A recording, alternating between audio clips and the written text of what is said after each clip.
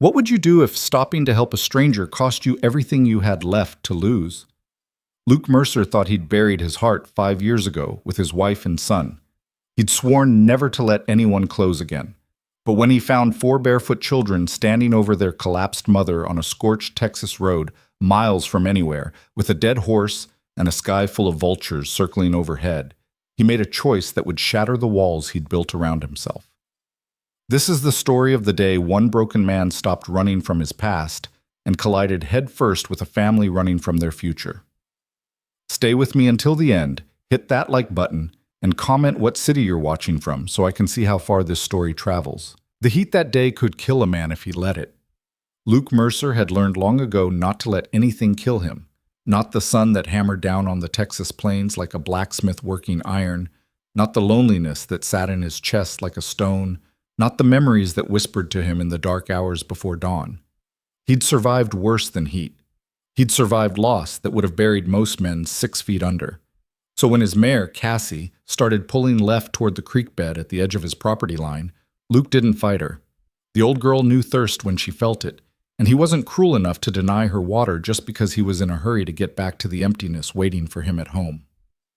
The ranch house had been empty for 5 years now, empty of laughter, empty of the small footsteps that used to race across the porch, empty of Sarah's voice calling him in for supper, her hand on his shoulder in the evening light, her breath warm against his neck in the darkness. Empty. Luke had made a peace with empty, or so he told himself every morning when he woke to silence and every night when he lay down alone. He was 42 years old and felt twice that. His hands were scarred from years of ranch work, his face weathered by wind and sun, his hair more gray than brown now. He hadn't looked at himself in a mirror in months. Didn't see the point. Cassie whinnied softly as they approached the creek, and Luke patted her neck. "Easy, girl. We'll get you." He stopped. His hand froze on the reins. There, maybe 50 yards ahead where the road curved past a stand of mesquite trees, something was wrong. At first, Luke thought it was just debris. The wind could kick up strange things out here. Tumbleweeds, fence posts torn loose in storms, even the occasional coyote carcass baking in the sun. But as Cassie moved forward, the shape resolved itself into something that made Luke's stomach tighten. A horse, dead. From the look of it, lying on its side in the middle of the road. And standing beside it, Luke's breath caught. Children. 4 of them, clustered together like frightened birds. Even from this distance, he could see they were young. Too young to be out here alone. Too young to be this far from town with nothing but a dead animal and dust for company. The oldest looked to be maybe 12 or 13, a girl with dark hair pulled back in a braid that had come half undone. She was holding something in her arms. A child, Luke realized. A small boy, maybe 3 or 4 years old, his head lolling against her shoulder. Beside her stood another girl, younger, maybe 8 or 9, clutching a rag doll to her chest. She wasn't moving, wasn't making a sound, just staring straight ahead with eyes that looked too big for her face. And then there was another boy, older than the toddler but younger than the girl with the braid. Maybe 6. He was barefoot. They were all barefoot, Luke noticed now. Not a shoe among them. Every instinct Luke had developed over the past 5 years told him to turn Cassie around and ride the other direction. This wasn't his problem. These weren't his children. He'd learned the hard way that caring about people, especially children, was a guaranteed path to the kind of pain he'd sworn never to feel again. But even as he thought it, even as his hands tightened on the reins to turn away, his eyes caught on something else. A woman. She was on the ground behind the children, collapsed in the dust about 10 feet from the dead horse. Her dress was torn, her hair tangled and dusty, one arm stretched out toward the children as if she'd been reaching for them when she fell. She wasn't moving. Luke sat perfectly still on Cassie's back, every muscle in his body locked in conflict. The smart thing, the safe thing, was to keep riding, maybe send word when he got back to town, let someone else deal with this. Someone who hadn't already been broken beyond repair. But the oldest girl must have heard Cassie's hooves because she suddenly turned her head and looked straight at him. Their eyes met across the distance, and Luke saw something in her face that bypassed every wall he'd built, every vow he'd made, every defense he'd carefully constructed. It wasn't just fear. It was desperate, bone-deep terror mixed with the kind of courage that only comes when you're protecting something more important than your own life. The girl shifted the small boy in her arms. He was clearly too heavy for her, her thin arms shaking with the effort, and took one step toward Luke. Then another. She didn't run, didn't shout, just walked toward him with her chin up and her eyes locked on his, carrying her burden like she'd been carrying it for miles. When she was close enough that Luke could see the tracks of dried tears on her dust-covered face, she stopped. "Please," she said. Her voice was hoarse, cracked from thirst or crying, or both. "Please, sir. My mama, she fell. She won't wake up. And Timmy—" She looked down at the boy in her arms. "He's burning up. He needs help. We all need help." Luke opened his mouth. He meant to say no. Meant to tell her he was sorry, but there was nothing he could do, that she should wait here and he'd send help from town. But what came out instead was, "How long has she been down?" "I don't know." The girl's voice broke. "Maybe an hour, maybe more. The horse she just stopped and fell over. Mama tried to get us water from the creek back there, but she couldn't make it, and then she just dropped." Luke dismounted. His boots hit the hard-packed dirt, and he felt like he was stepping off a cliff. Up close, the children looked even worse. The oldest girl's lips were cracked and bleeding. The 6-year-old boy was swaying on his feet, his eyes glassy. The silent little girl with the doll hadn't even looked at Luke. She was staring at something in the distance, or maybe at nothing at all. And the toddler in the oldest girl's arms, Timmy she'd called him, was indeed burning with fever. Luke could see it in the flush of his cheeks, the way his small chest heaved with each breath. "What's your name?" Luke asked the girl with the braid. "Clara," she whispered. "Clara Bennett. I'm Luke." He moved past her toward the woman on the ground, every step feeling like he was wading through deep water. "These your brothers and sister?" "Yes, sir. That's Timmy.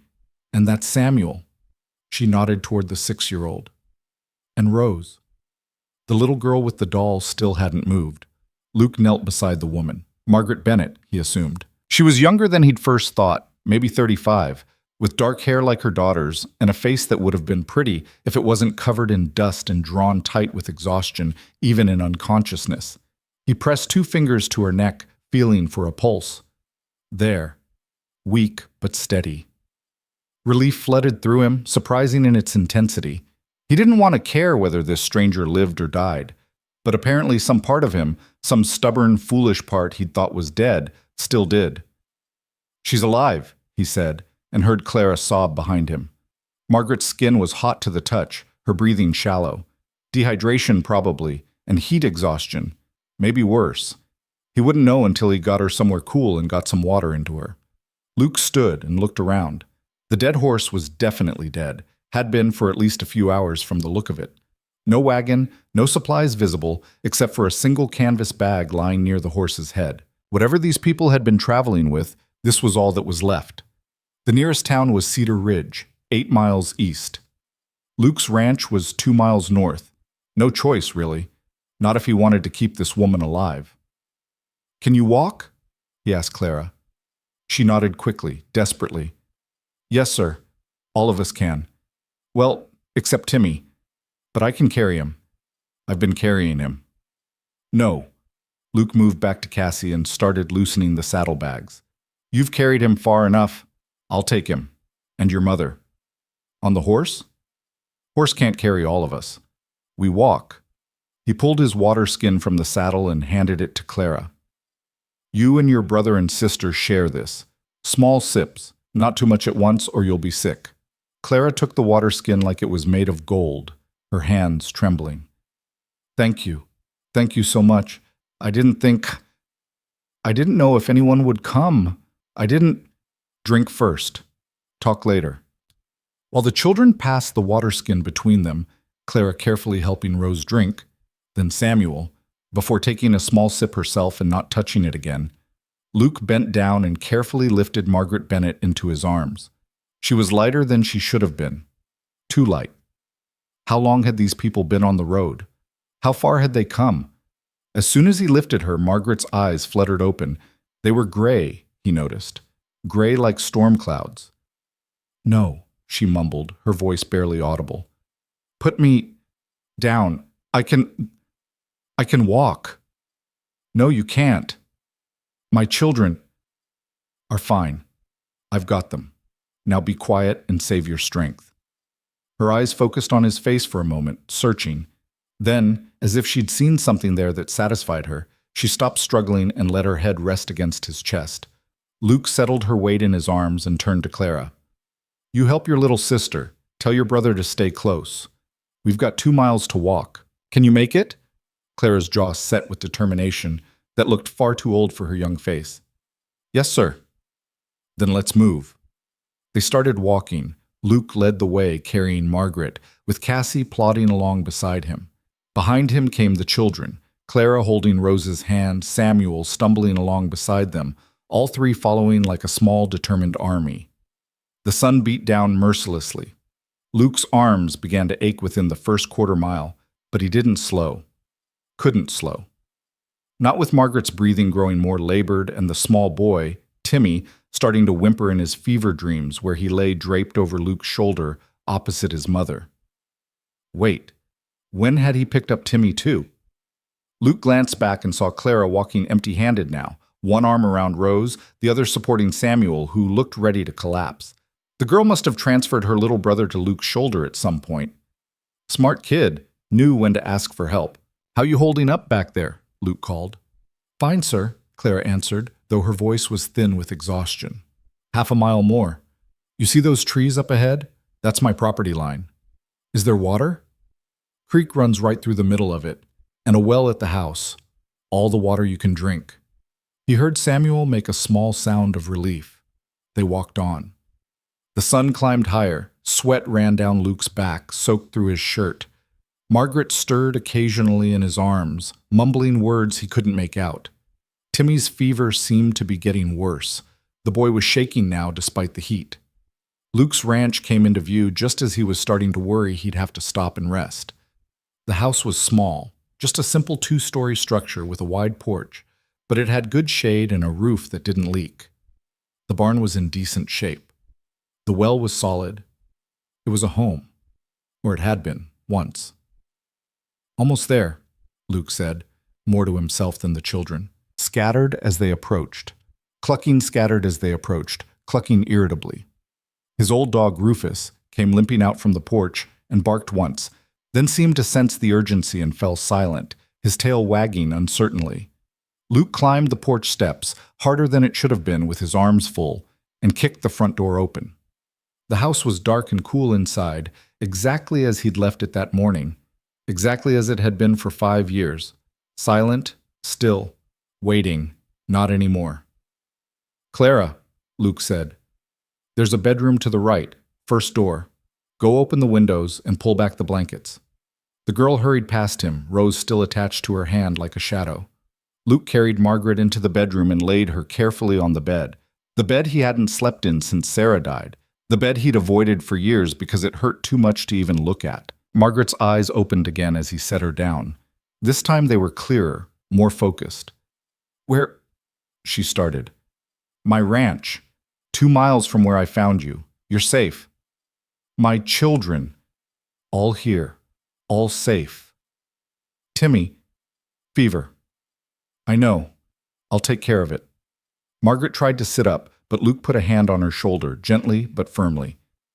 You're not going anywhere. You're dehydrated and heat sick and probably haven't eaten properly in days. You stay in this bed while I deal with your son. Understand? For a moment he thought she might argue. He could see the fight in her eyes, the stubborn pride that had probably kept her alive this long. But then her strength failed and she sank back against the pillow, her eyes closing.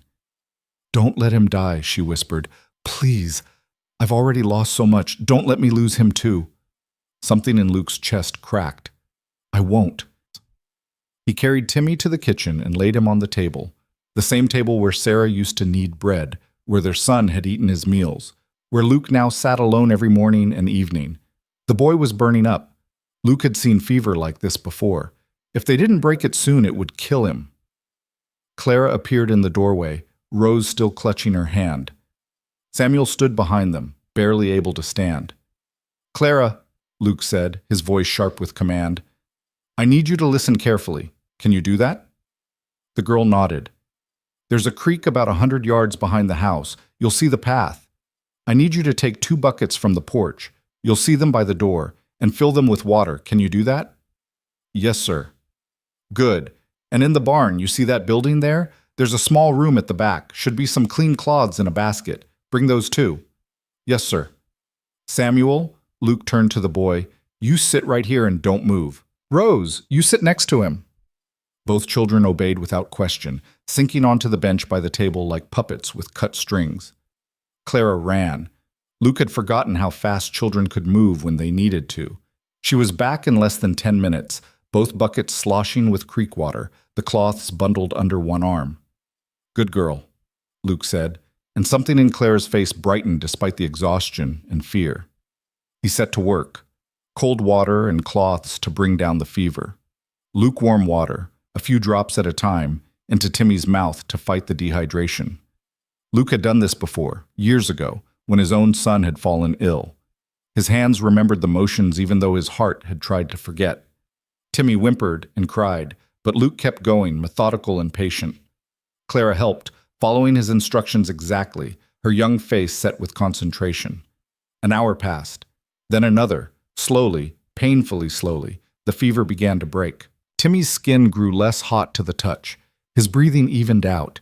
His eyes opened once, confused and frightened, but when Clara leaned over him and whispered, "It's okay, Timmy. You're safe now," he relaxed and drifted into what looked like real sleep rather than fever dreams. Luke sat back, his shirt soaked with sweat and creek water, his arms aching from holding the boy still. "Is he going to be okay?" Clara's voice was small, fragile. "Yeah," Luke said. "I think so." Clara burst into tears. Not quiet crying, not the kind of tears she'd probably been holding back for hours or days or however long this family had been in trouble, but real, shoulder-shaking sobs that came from somewhere deep and desperate. Luke didn't know what to do. He hadn't comforted a crying child in 5 years, hadn't comforted anyone. But his hand moved on its own, reaching out to pat Clara's shoulder awkwardly. "Hey, it's all right. He's going to be fine. I thought we were all going to die out there. The horse died and Mama fell and Timmy was so hot, and I didn't know what to do. I didn't know." "You did exactly right. You kept your family together. You asked for help when you needed it. That takes more courage than most adults have." Clara looked up at him, her face blotchy with tears. "Really? Really?" She wiped her eyes on her sleeve, trying to pull herself together. "I'm sorry. I shouldn't. Mama always says I need to be strong for the little ones." Being strong doesn't mean not crying. Sometimes crying is the strongest thing you can do. Luke had no idea where these words were coming from. They certainly weren't things he believed about himself. But they seemed to help Clara, who took a shaky breath and nodded. "What about Mama?" she asked. "Let me check on her." Luke stood, his knees protesting after sitting on the hard floor for so long, and walked back to the bedroom. Margaret was awake. She was lying in bed, propped up on one elbow, her gray eyes fixed on the doorway, as if she'd been waiting for him. Her hair was still tangled, her face still dusty, but there was color in her cheeks now, and her gaze was sharp and clear. "My children," she said immediately. "Where are—" "Timmy's sleeping. Fever broke. Samuel and Rose are in the kitchen eating bread and drinking water. Clara's watching them." Margaret closed her eyes, and for a moment Luke thought she might cry like her daughter had. But when she opened her eyes again, they were dry, fierce. "Thank you," she said. "I don't know who you are or why you helped us, but thank you." "Luke Mercer. This is my ranch." "Margaret Bennett." She tried to sit up fully, but Luke could see the effort it cost her. "You should rest." "I've rested enough." But even as she said it, she swayed. Luke moved forward and caught her arm, steadying her. "When's the last time you ate?" "Yesterday morning. Maybe the day before. I'm not sure." "When's the last time any of you ate?" Margaret's jaw tightened. "What does it matter? We're alive. That's what counts." "It matters because you're in my house now, and I'm not going to watch you and your children starve." "We're not staying," Margaret said sharply. "We'll rest tonight and leave in the morning." Where will you go? That's not your concern. Luke studied her. She was proud, this woman. Proud and stubborn and scared, though she was trying hard not to show it. He recognized the look. He'd seen it in his own eyes often enough. You're running from something, he said quietly. Margaret's face went very still. What makes you say that? Dead horse, no supplies. 4 children on foot in the middle of nowhere with no shoes. Nobody travels like that unless they're running. Maybe we're just poor. Maybe. But poor people don't usually look over their shoulder the way you just did when I said you were running. Margaret's hand clenched in the blanket. You don't know anything about me. No, but I know what it looks like when someone's trying to survive. I know what desperation smells like. And I know that whatever you're running from, you can't outrun it if you can barely walk. For a long moment, Margaret just stared at him. Then slowly, her shoulders sagged. His name is Victor Hale, she said quietly. He says my late husband owed him money. Says I have to pay the debt. Says if I don't... She looked toward the door, toward where her children were.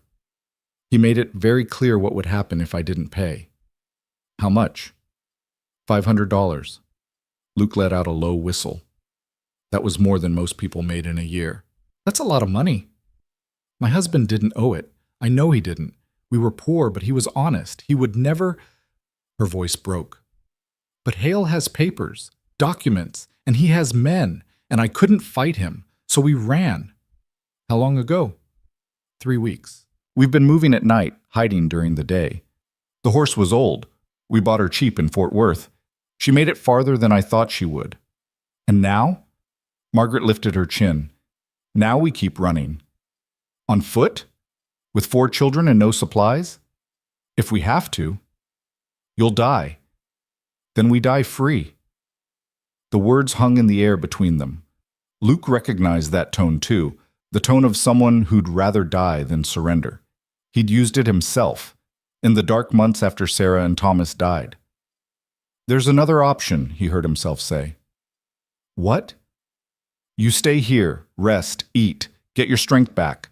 I'll ride into town tomorrow, ask around about this Victor Hale, see if there's anything that can be done about those papers. Why would you do that? It was a fair question. Luke didn't have a good answer. Because he was tired of being alone? Because seeing children in danger had cracked something open inside him that he'd thought was sealed shut forever? Because Margaret Bennett reminded him of Sarah, not in looks, but in the fierce, protective way she looked at her children, like she'd tear the world apart with her bare hands if it meant keeping them safe? Because you need help, Luke finally said, and I can give it. I don't want charity. It's not charity. It's... He searched for the right word. Neighborly. Margaret laughed, short and sharp and bitter. I haven't had a neighbor be neighborly in a very long time, Mr. Mercer. Luke. Luke. She studied his face like she was trying to read something written there. What do you get out of this? Nothing. Everyone wants something. Not everyone. They looked at each other in silence. Outside, Luke could hear Clara's voice talking softly to her siblings. The sound of water being poured. The creak of the porch boards as Rufus settled down for an afternoon nap. Normal sounds, peaceful sounds. Sounds Luke hadn't heard in his house for 5 years. One night, Margaret finally said. We'll stay one night, then we go. Fair enough. Luke turned to leave, but Margaret's voice stopped him. Luke? He looked back. Why are you alone here? A ranch this size. Where's your family? The question hit him like a fist to the gut. For a moment, Luke couldn't breathe. They're dead, he said, his voice flat. My wife and son. Fever took them 5 years ago. Margaret's face softened. I'm sorry. So am I. He left before she could say anything else. In the kitchen, he found Clara had managed to get some food into Samuel and Rose. Both younger children looked better, less like they were about to collapse, more like they might actually survive. Rose still hadn't spoken, but she was eating bread and jam with small, methodical bites, her eyes watchful. Your mama's awake, Luke told Clara. She's asking for you. Clara jumped up immediately. Is she okay? She's weak, but she'll recover. Go see her, but don't tire her out. She needs rest. Clara nodded and hurried to the bedroom, Rose trailing behind her like a silent shadow. That left Luke alone in the kitchen with Samuel, who was looking at him with large, serious eyes. "Are you going to help us?" the boy asked. Luke crouched down so he was eye level with the child. "I'm going to try." "Mama said nobody would help us. She said we were on our own." "Your mama's been hurt. Sometimes when people are hurt, they forget that there are still good folks in the world." "Are you good folk?" It was such a simple question, such an innocent one. Luke thought about all the ways he'd failed over the past 5 years, all the times he'd turned away from other people's pain because he couldn't bear to feel anything himself, all the moments he'd chosen isolation over connection, emptiness over risk. "I'm trying to be," he said quietly. Samuel seemed to accept this answer. He took another bite of bread, chewed thoughtfully, then said, "Thank you for saving Timmy." "You're welcome." "And thank you for not leaving us on the road." Luke's throat tightened. "You're welcome." The boy went back to eating, apparently satisfied. Luke stood and walked to the window, looking out at his land. The sun was starting to sink toward the horizon, painting everything in shades of gold and amber. The chickens were settling in for the night. Rufus was snoring on the porch. In the distance, cattle were moving toward the water tank. Everything looked exactly as it had this morning. But everything had changed. For the first time in 5 years, Luke's house had people in it. Living, breathing people who needed him, who depended on him. It should have terrified him, should have sent him running. Instead, it felt like waking up from a long, cold sleep. That night, Luke gave Margaret the bedroom and made pallets on the floor of the main room for the children. Clara tried to insist she could sleep sitting up, that she didn't need comfort, but Luke wouldn't hear it. He found old blankets in the chest, blankets Sarah had made, blankets he hadn't been able to look at for years, and spread them out. Timmy slept in his mother's room, still recovering from the fever. The other 3 children collapsed onto their pallets like soldiers after a battle, asleep almost before their heads hit the makeshift pillows. Luke sat on the porch, watching the stars come out. He heard the bedroom door open and looked up to find Margaret standing in the doorway, wrapped in one of his old blankets. She looked steadier now, though still weak. "You should be sleeping," Luke said. "So should you." She came out onto the porch and sat down carefully on the top step, a few feet away from him. "Couldn't sleep. Keep thinking I'm going to wake up back on that road with nowhere to go." "You're not on the road anymore." "No, thanks to you." She was quiet for a moment, then added, "I heard what you told Samuel about trying to be good folk." "You were listening?" "Mother's habit. We learn to hear everything." She turned to look at him. "You lost your family to fever?" Luke nodded, not trusting his voice. "How old was your son?" 4, almost 5. "The same age as Timmy." "Yeah." Margaret wrapped the blanket tighter around herself. "I lost my husband 6 months ago. Not to fever, he was killed. Accident at the mill where he worked. They said it was quick. Said he didn't suffer." Her voice was bitter. "Like that makes it better." "It doesn't." "No." She looked up at the stars. "But you keep going anyway because you have to. Because there are people depending on you. Because the world doesn't stop just because yours did." Luke knew exactly what she meant. He'd thought the same thing 1,000 times in the past 5 years. The world had kept turning even though Sarah and Thomas were gone. The sun had kept rising. The seasons had kept changing, and he'd kept breathing, kept moving, kept existing, even when he wasn't sure he wanted to. "Your children are brave," he said. "They're terrified. They can be both." Margaret smiled slightly. "I suppose that's true." Then more quietly, "Clara told me what you did for Timmy, how you saved him. She said you knew exactly what to do, like you'd done it before." Luke's hands clenched. "I told you. My son had fevers." "Did you save him?" The question was soft, but it cut deep. "No," Luke said. "I couldn't. The fever was too strong, or I didn't know enough, or maybe there was just nothing to be done. I don't know, but I tried. And when he died anyway, I buried him next to his mother, and I swore I'd never—" He stopped, the words catching in his throat. "Never what?" Margaret asked gently. "Never let myself care about anyone again. Never put myself in a position where I could lose someone and feel that kind of pain. But you stopped for us anyway." I don't know why I did that. I do, Margaret said. You stopped because you're not as dead inside as you think you are. You stopped because some part of you still remembers what it means to be human. Luke wanted to argue, wanted to tell her she was wrong, that he'd stopped out of simple duty or habit, or because it would have been inhuman to ride past a dying woman and 4 children. But he didn't say any of that, because maybe, just maybe, she was right. They sat together in silence, 2 broken people under a sky full of stars, and for the first time in longer than he could remember, Luke didn't feel quite so alone. One night, Margaret said eventually, I said we'd stay one night. That's what you said. But maybe, she hesitated, maybe we could stay 2, just until Timmy's stronger, just until we can figure out where to go next. Luke looked at her. In the starlight, with her face turned up toward the sky, she looked young and old at the same time, young enough to still have hope. Old enough to know how easily hope could be crushed. You can stay as long as you need, he said. I won't take advantage of your kindness. I know. And I'll work. I can cook, clean, help with the animals. I'm not afraid of hard work. The children, too. Clara's good with chores, and Samuel can help in the garden, and even Rose can... Margaret.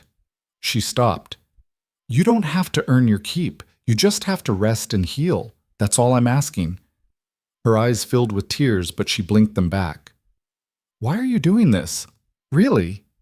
Luke thought about all the complicated answers he could give, about loneliness and grief and the way seeing her children had reminded him of everything he'd lost, about how his house had felt more alive in the past few hours than it had in 5 years, about how he'd forgotten what it felt like to be needed. But what he said was simpler. Because you stopped on that road, he said. You collapsed trying to get water for your children. You burned yourself out trying to keep them alive. And when I found you, every ounce of strength you had left was still reaching for them. He paused. That's the kind of courage worth saving. Margaret looked at him for a long moment. Then she did something unexpected. She reached out and took his hand. Her fingers were rough, calloused from work and worry, but they were warm. Thank you, Luke Mercer, she said quietly, for seeing us, for stopping, for caring when you didn't have to. Luke squeezed her hand gently. He didn't trust himself to speak. They sat like that for a while, hands clasped, watching the night deepen around them.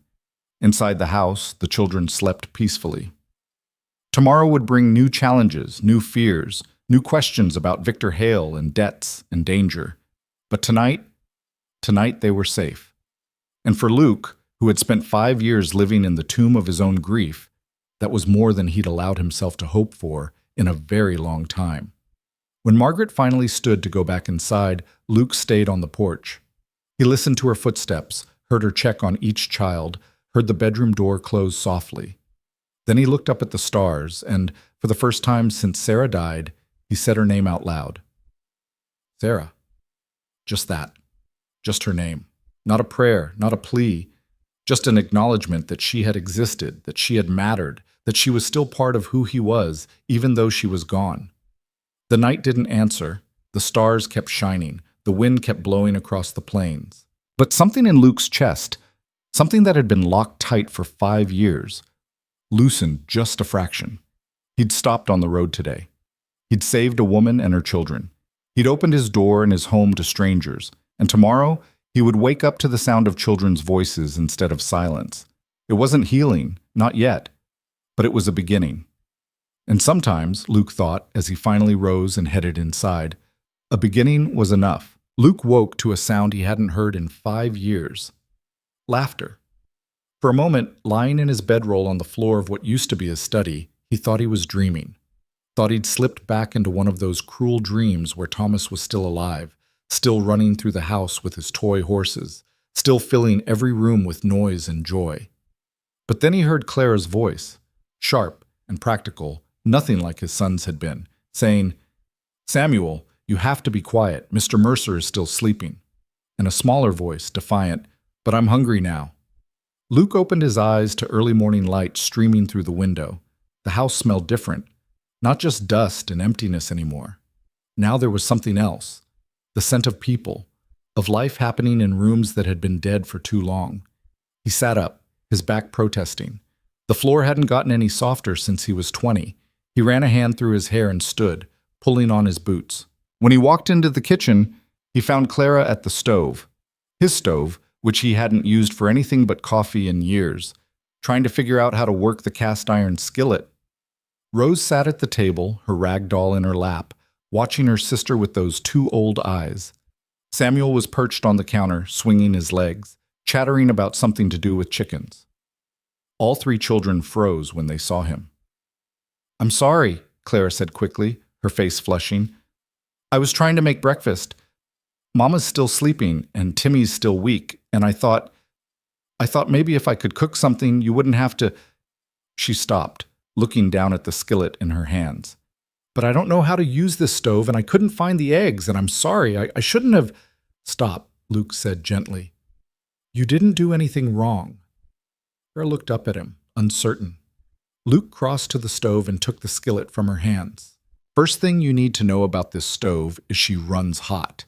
You have to watch her, or she'll burn everything you put in her." He adjusted the damper. "Second thing is, the eggs are in the coop out back. Third thing is, you never have to apologize for trying to help. But Mama says we shouldn't impose. Your Mama's been carrying the weight of the world on her shoulders for too long. Let someone else carry it for a while." He looked at Samuel. "You, boy, you know how to gather eggs?" Samuel nodded eagerly. "Then get a basket from the porch and go fill it. Don't take all of them. Leave at least 3 for the hens to sit on. And watch out for the red one. She's mean." Samuel scrambled down from the counter and ran for the door, clearly delighted to have a task. "Clara," Luke continued, "you want to learn to cook on this stove? I'll teach you. But first you need to learn where everything is. Flour's in that bin. Sugar's above it. Salt pork is in the cold box on the porch. Lard is—" "Mr. Mercer," Clara interrupted softly, "why are you being so kind to us?" Luke paused in the middle of reaching for the coffee pot.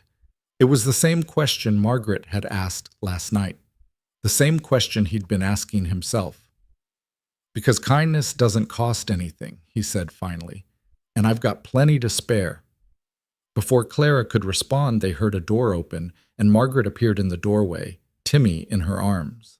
The little boy looked better. His fever was gone, his eyes clearer, but he was still weak, his head resting on his mother's shoulder.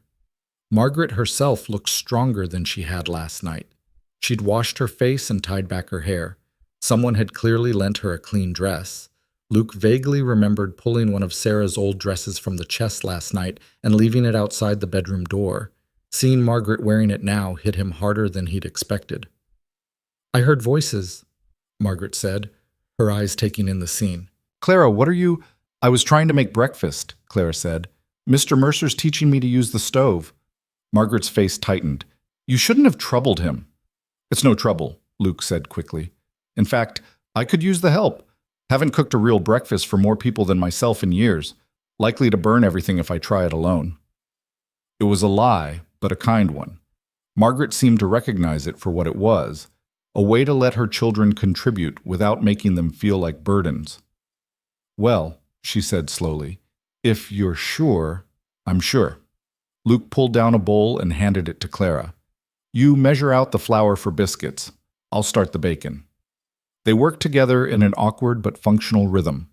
Clara followed Luke's instructions precisely, her young face serious with concentration. Rose sat silently at the table, but Luke noticed she was watching everything, taking it all in. Samuel returned with a basket full of eggs, proud as if he'd hunted them himself. Margaret sat with Timmy, giving the boy small sips of water, whispering encouragement when he managed to swallow. It was domestic and strange and completely foreign to everything Luke's life had been for the past 5 years. And yet, somehow, it felt right. The bacon was sizzling in the pan when Samuel, who'd been looking out the window, suddenly said, "Mr. Mercer, there's a man coming." Luke's hand froze on the spatula. "What?" "A man, on a horse, coming up the road." Margaret's face went white. She clutched Timmy tighter. No, it's too soon. He couldn't have found us already." "Get away from the window," Luke said sharply. "All of you, into the back room, now." Clara grabbed Rose's hand and pulled her toward the hallway. Samuel followed, casting frightened looks back at his mother. Margaret didn't move. "If it's Hale, then I'll deal with him. Go with your children. This is my fight. Not anymore. Luke met her eyes. Please, Margaret, let me handle this. For a moment he thought she might argue, but then Timmy whimpered in her arms and she nodded, backing toward the hallway. Luke waited until he heard the bedroom door close. Then he moved to the window and looked out. A single rider was approaching the house. Not rushing, not slow, just steady. As the man got closer, Luke's shoulders relaxed slightly. He recognized that horse, recognized the rider. He walked to the door and stepped out onto the porch, crossing his arms. The rider pulled up at the fence line and tipped his hat. Luke Mercer, didn't expect to find you entertaining at this hour. Doc Collins, Luke said. What brings you out here? Dr. Henry Collins was a thin man in his 60s with sharp eyes and gentle hands. He'd been the one who tried to save Sarah and Thomas, the one who'd stood beside Luke at their graves and said nothing because there was nothing to say. Got a report yesterday, Doc said, dismounting. Jenny Morrison said she saw you riding toward your place with what looked like a woman in your arms and a string of children following. Naturally, the whole town's curious. Naturally. So I told them I'd ride out this morning, see if you needed any medical assistance. Doc tied his horse to the post and walked up to the porch. Do you? Luke hesitated. He didn't want to bring anyone else into this, didn't want to risk word getting back to whoever Margaret was running from. But Timmy had been desperately sick, and even though the fever had broken, the boy could use a proper examination. Yeah, Luke said finally. I could use your help. He led Doc inside and called for Margaret. She emerged from the bedroom slowly, Timmy still in her arms, her eyes wary. This is Dr. Collins, Luke said. Best doctor in 3 counties. He's here to check on your boy. I don't have money for a doctor, Margaret said stiffly. Doc waved a hand. Didn't ask for money. Luke says the boy's been sick. Let me take a look. Margaret glanced at Luke, who nodded. Slowly, she sat down and let Doc examine Timmy. The old doctor was thorough, checking the boy's eyes and throat, listening to his breathing, feeling his forehead and neck. Timmy submitted to it all with quiet patience, too weak to protest. Fever's broken clean, Doc finally said. Breathing's clear. He'll need rest and plenty of fluids, but he should make a full recovery. He looked at Luke. You do this? Cold water and patience. You learned well. There was approval in Doc's voice, and something else, a kind of sad pride. Your father would be proud. Luke's father had been a country doctor before a fall from a horse killed him when Luke was 16. He taught Luke everything he knew about treating common illnesses. It was knowledge Luke had tried to use to save his son and failed. The other children? Doc asked, turning to Margaret. They're fine, just tired and hungry. Mind if I check them anyway, just to be safe? Margaret called the children out. Doc examined each of them with the same thoroughness. Clara, who bore it with stoic patience. Samuel, who asked questions about every instrument in Doc's bag. And Rose, who remained silent but allowed the examination without protest. They're all healthy, Doc pronounced. Underfed and exhausted, but healthy. A few good meals and some rest will set them right. He paused. Mrs. Bennett. Margaret Bennett. Mrs. Bennett, I don't mean to pry, but those children have the look of people who've been traveling hard. Where are you folks headed? Margaret's jaw tightened. That's our business. Fair enough. Doc closed his bag. But if you're in some kind of trouble, we're fine. Margaret, Luke said quietly, Doc Collins can be trusted. If we're going to figure out what to do about Hale, we need someone who knows the law in this county. Margaret's eyes flashed. I didn't ask you to. I know you didn't, but I'm offering anyway. They stared at each other. The children watched, silent and tense. Finally, Margaret's shoulders sagged. There's a man named Victor Hale. He claims my husband owed him money, $500. He has documents that say it's a legitimate debt, but I know it's not.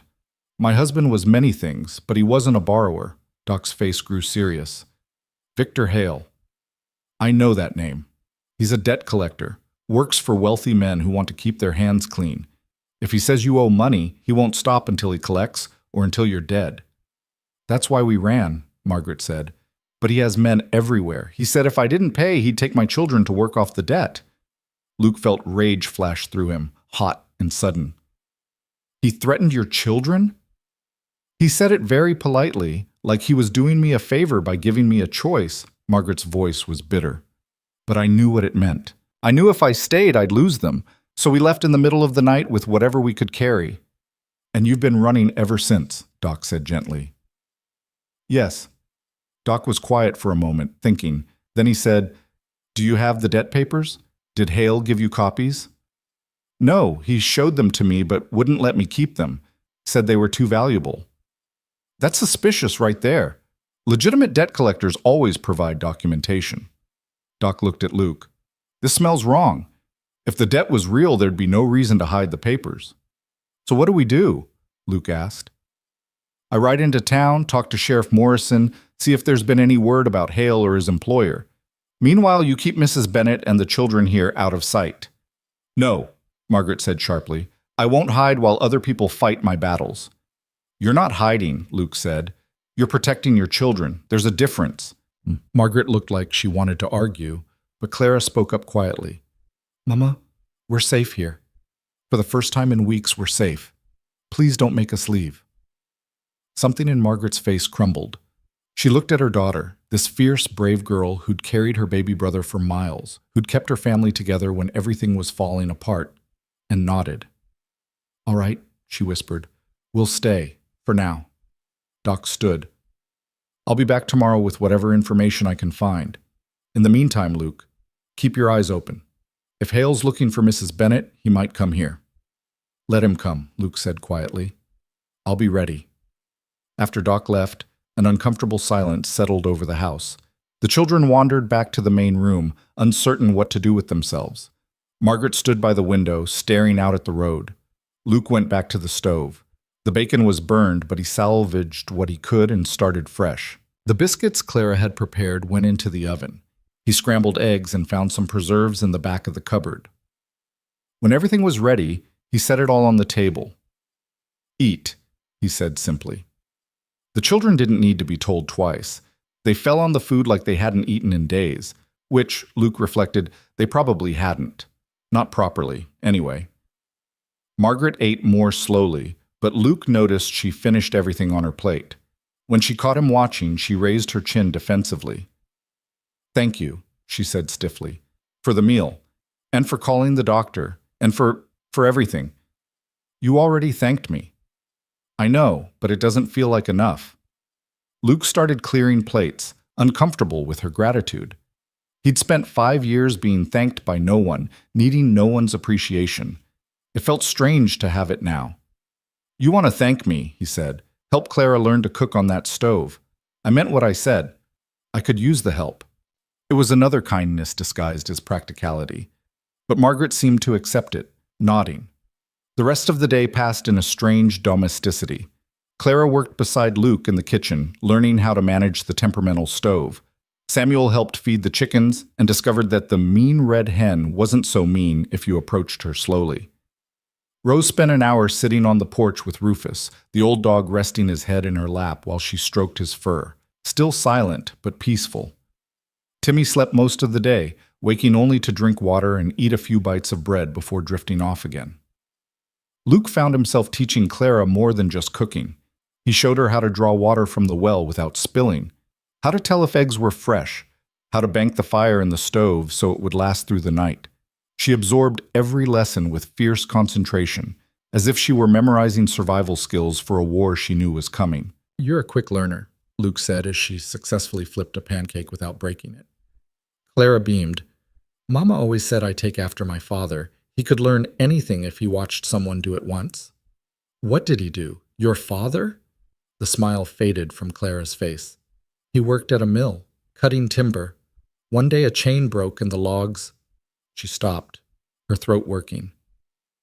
They said it was fast, that he didn't suffer. Luke recognized the words. They were the same ones people had said about Sarah and Thomas. Meaningless comfort from people who didn't know what else to say. I'm sorry, he said quietly. Everyone's sorry, but sorry doesn't bring him back. Clara's voice was fierce. Sorry doesn't keep men like Hale from trying to take what's left of our family. No, but fighting back does.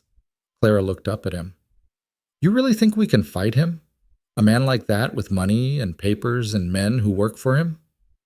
I think your mother's already been fighting him. Running takes courage too. But yeah, I think we can do more than run. I think we can make him answer for what he's done. How? By finding the truth, by proving those debt papers are fake, by making sure people know what kind of man he is. Luke paused. Your mother's not alone anymore. Neither are you. Clara's eyes filled with tears, but she blinked them back. I want to believe that. Then believe it.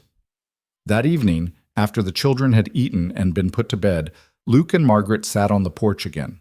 It was becoming a habit, this quiet time after dark, just the two of them and the stars.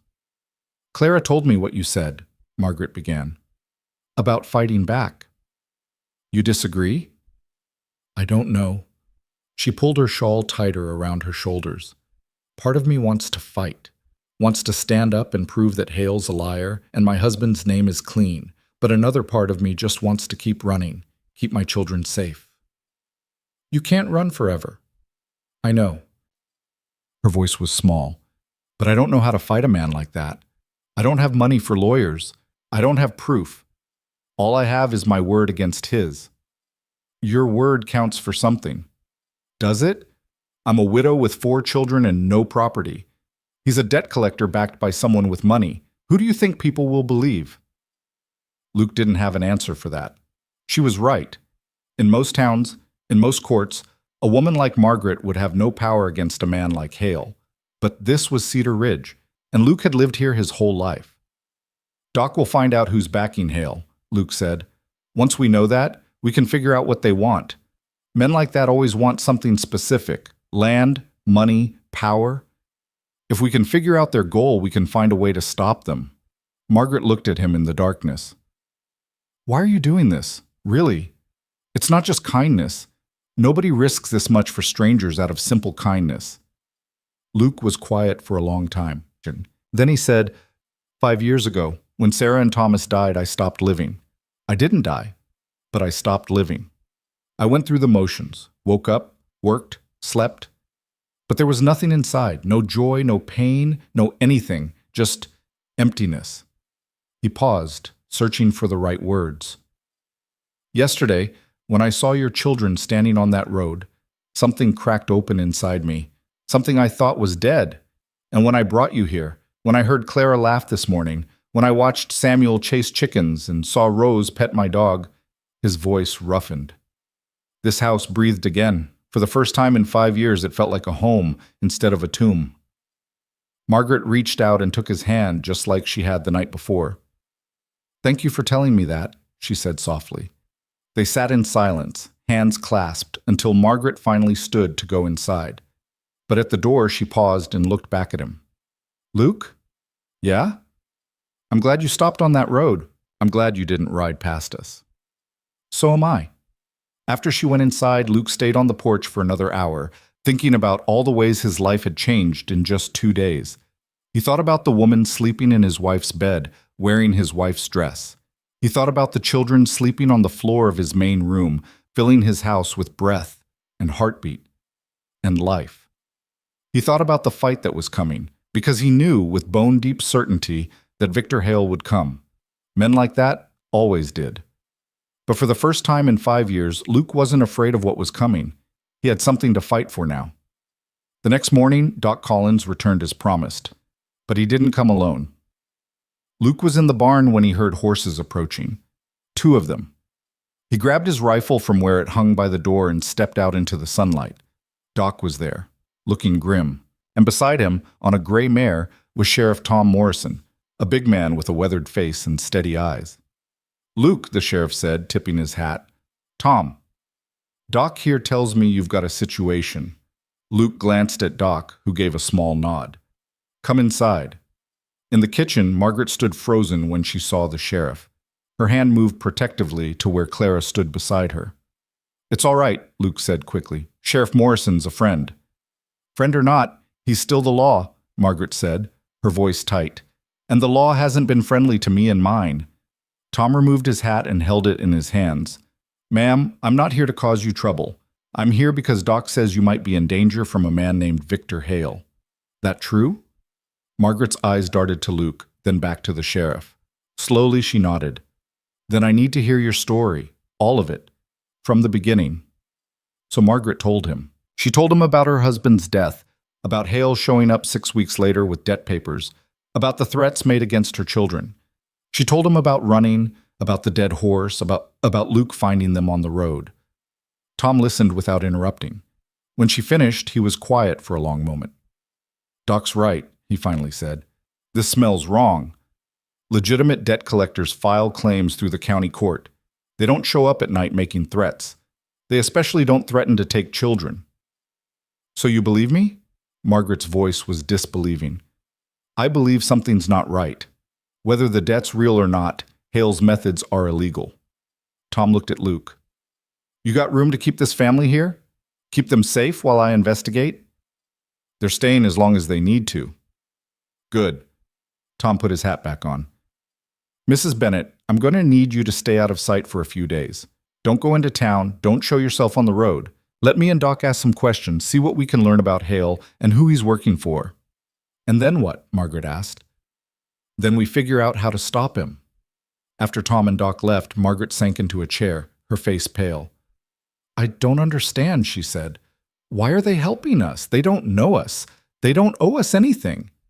Because it's the right thing to do, Clara said quietly. She was standing by the window, watching the sheriff and doctor ride away. Because not everyone in the world is like Hale. Margaret pulled her daughter close. I want to believe that, baby. I really do. Luke busied himself making coffee, giving them space for their moment.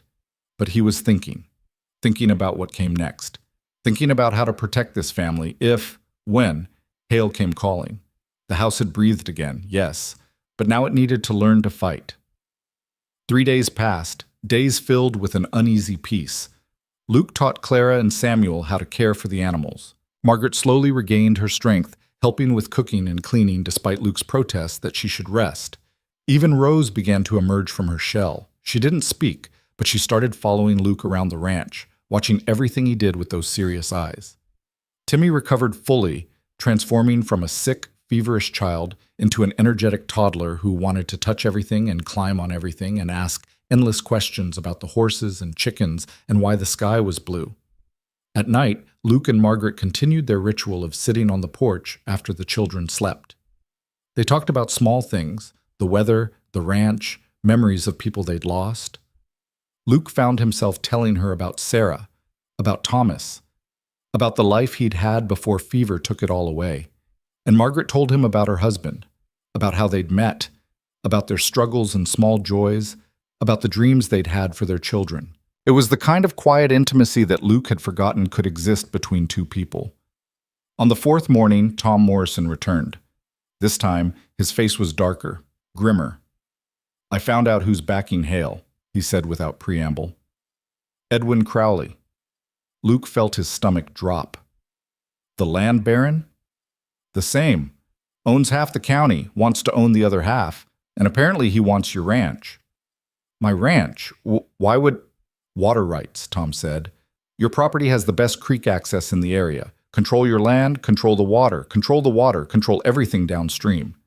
Luke's mind raced. But he can't just take my land. I own it free and clear. No, but he can make your life hell until you sell, or... Tom glanced at Margaret. He can use other leverage. Margaret's face went white. This is about Luke now? Because of us? Looks that way. Hale's been asking around about Luke having visitors, about a woman and children at his ranch. Word's gotten back to Crowley. Then we'll leave, Margaret said immediately, standing. Right now. We'll pack up and go and... No, Luke said. Luke, I won't let you lose everything because you helped us. I said no.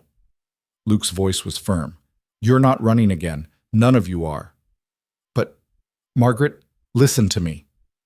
Luke moved to stand in front of her, his hands on her shoulders. I should have stood up to men like Crowley years ago. Should have fought when he started pushing other ranchers around, stealing water, forcing people off their land. But I was too buried in my own grief to care. Well, I care now, and I'm not backing down. Tom cleared his throat. Luke, I admire the sentiment, but Crowley's powerful. He's got money, influence, judges in his pocket. If he wants you gone, then he'll have to go through me to get it." The room fell silent. Clara spoke up from where she'd been listening by the door. "What do we do?"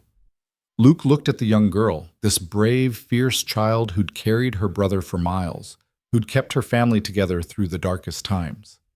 "We fight," he said simply. "We gather evidence. We expose what Crowley's doing. And we make sure everyone in Cedar Ridge knows exactly what kind of man he is." "How?" Margaret asked. Luke turned to Tom. "You said Crowley's been pushing other ranchers around. Who else has he targeted?" Tom thought for a moment. "The Hendersons lost their north pasture last year. Crowley claimed they hadn't paid their taxes, bought the land at auction. The Jeffersons had their barn burned down under suspicious circumstances right before Crowley made them an offer on their property, and old widow Guthrie sold her land for half what it was worth after someone poisoned her well. Did anyone fight back? They tried, but Crowley's lawyers are too good, and he's got sheriff's deputies in the next county on his payroll." Tom paused. "Present company excluded, of course." "What if they all testified together?" Luke said. "What if we got everyone Crowley's hurt in one room and made them tell their stories?" "To who? The judge? He's Crowley's cousin." "Not to a judge, to the whole town." Luke's mind was working now, fitting pieces together. "We call a town meeting. We make it public. We force Crowley to answer for what he's done where everyone can hear." Tom looked doubtful. "Even if people believe you, what's to stop Crowley from just denying everything?" "Evidence," Margaret said quietly. Everyone turned to look at her. "You need evidence. Documents, witnesses, proof that can't be denied." "And where do we get that?" Tom asked. Margaret's eyes were distant, thinking. "Men like Crowley keep records. They have to. That's how they maintain control. Bills of sale, contracts, correspondence. If we could find those records—" "That's breaking and entering," Tom said flatly. "Only if you get caught," Luke replied. Tom stared at him. "Luke Mercer, are you seriously suggesting—" "I'm suggesting we do whatever it takes to stop a man who's been terrorizing this county for years. I'm suggesting we protect people who can't protect themselves." Luke looked at Margaret and her children. "I'm suggesting we make sure families like this one never have to run again." The silence that followed was heavy with implication. Finally, Tom sighed and rubbed his face. "If I were a betting man, which I'm not officially, I'd say Crowley keeps his records in the safe at his ranch house. Big place, east of town. Guards, but not as many during the day when he's in town conducting business." Luke caught the implication. "And when might he be in town conducting business?" "Every Friday. Spends all afternoon at the bank and the land office." Tom met Luke's eyes. "Hypothetically speaking, of course." "Of course. And hypothetically," Tom continued, "if someone were to acquire evidence through less than legal means, I'd have a hard time using it in any official capacity." "But in an unofficial capacity?" Margaret asked. "At a town meeting where the goal is public opinion rather than legal conviction?" Tom's lips twitched in what might have been a smile. "Well now, that's a different matter entirely, isn't it?" That night, after the children were asleep and Tom had ridden back to town, Luke and Margaret sat on the porch in silence. "This is dangerous," Margaret finally said. "I know. If you get caught, I won't." "Luke," she turned to face him, "I can't let you risk everything for us." "You're not letting me do anything. I'm choosing this, just like I chose to stop on that road." He paused. "Just like I'm choosing to tell you something I probably shouldn't." "What?" Luke took a breath. "These past few days, having you and the children here, it's been the first time since Sarah died that I've felt like I had a reason to wake up in the morning. The first time I felt like maybe there could be something beyond just surviving." He looked at her in the starlight. "I don't want to lose that. I don't want to lose you." Margaret's breath caught. "Luke, I'm not asking you to feel the same way. I know it's too soon, and you've been through too much, and maybe I'm a fool for even saying it, but I needed you to know. You and your children, you've given me back something I thought was dead, and I'll fight Crowley or Hale or anyone else to keep it." Margaret was quiet for so long that Luke thought he'd made a terrible mistake. Then she reached out and took his hand. I never thought I'd feel this way again, she said softly. After my husband died, I thought that part of my life was over, that all I had left was keeping my children safe and alive. She squeezed his hand. But then you stopped on that road, and you carried me when I couldn't walk, and you saved my son's life, and you gave us a home when we had nowhere else to go. Margaret, I'm not finished. Her voice was firm but gentle. What I'm trying to say is, I think I'm falling in love with you, Luke Mercer, and it terrifies me, because I've already lost one man I loved, and I don't think I could survive losing another. Luke pulled her close, wrapping his arms around her. She rested her head against his chest, and they sat like that for a long time, holding each other under the stars. Then we make sure neither of us loses, Luke finally said. We fight, we win, and we build something good out of all this pain. Margaret nodded against his chest. Together? Together. Inside the house, unnoticed by either of them, Clara stood by the window. She'd heard everything. And despite all the fear and uncertainty of the past weeks, despite knowing that danger was still coming, she smiled. For the first time in a long time, her family had a chance at something better, and she would fight alongside Luke to protect it. Friday came with a sky so blue it hurt to look at. Luke stood on his porch at dawn, drinking coffee that had gone cold in his cup, while he watched the eastern horizon turn from gray to gold. He hadn't slept. Every time he closed his eyes, he saw 1,000 ways this could go wrong. Crowley's guards catching him, the safe being somewhere other than where Tom thought, the documents not existing at all. But he also saw Margaret's face when she talked about running, saw the exhaustion in Clara's eyes, the fear in Samuel's, saw little Rose's silence, and knew it came from seeing too much darkness for a child her age. So he'd made his choice.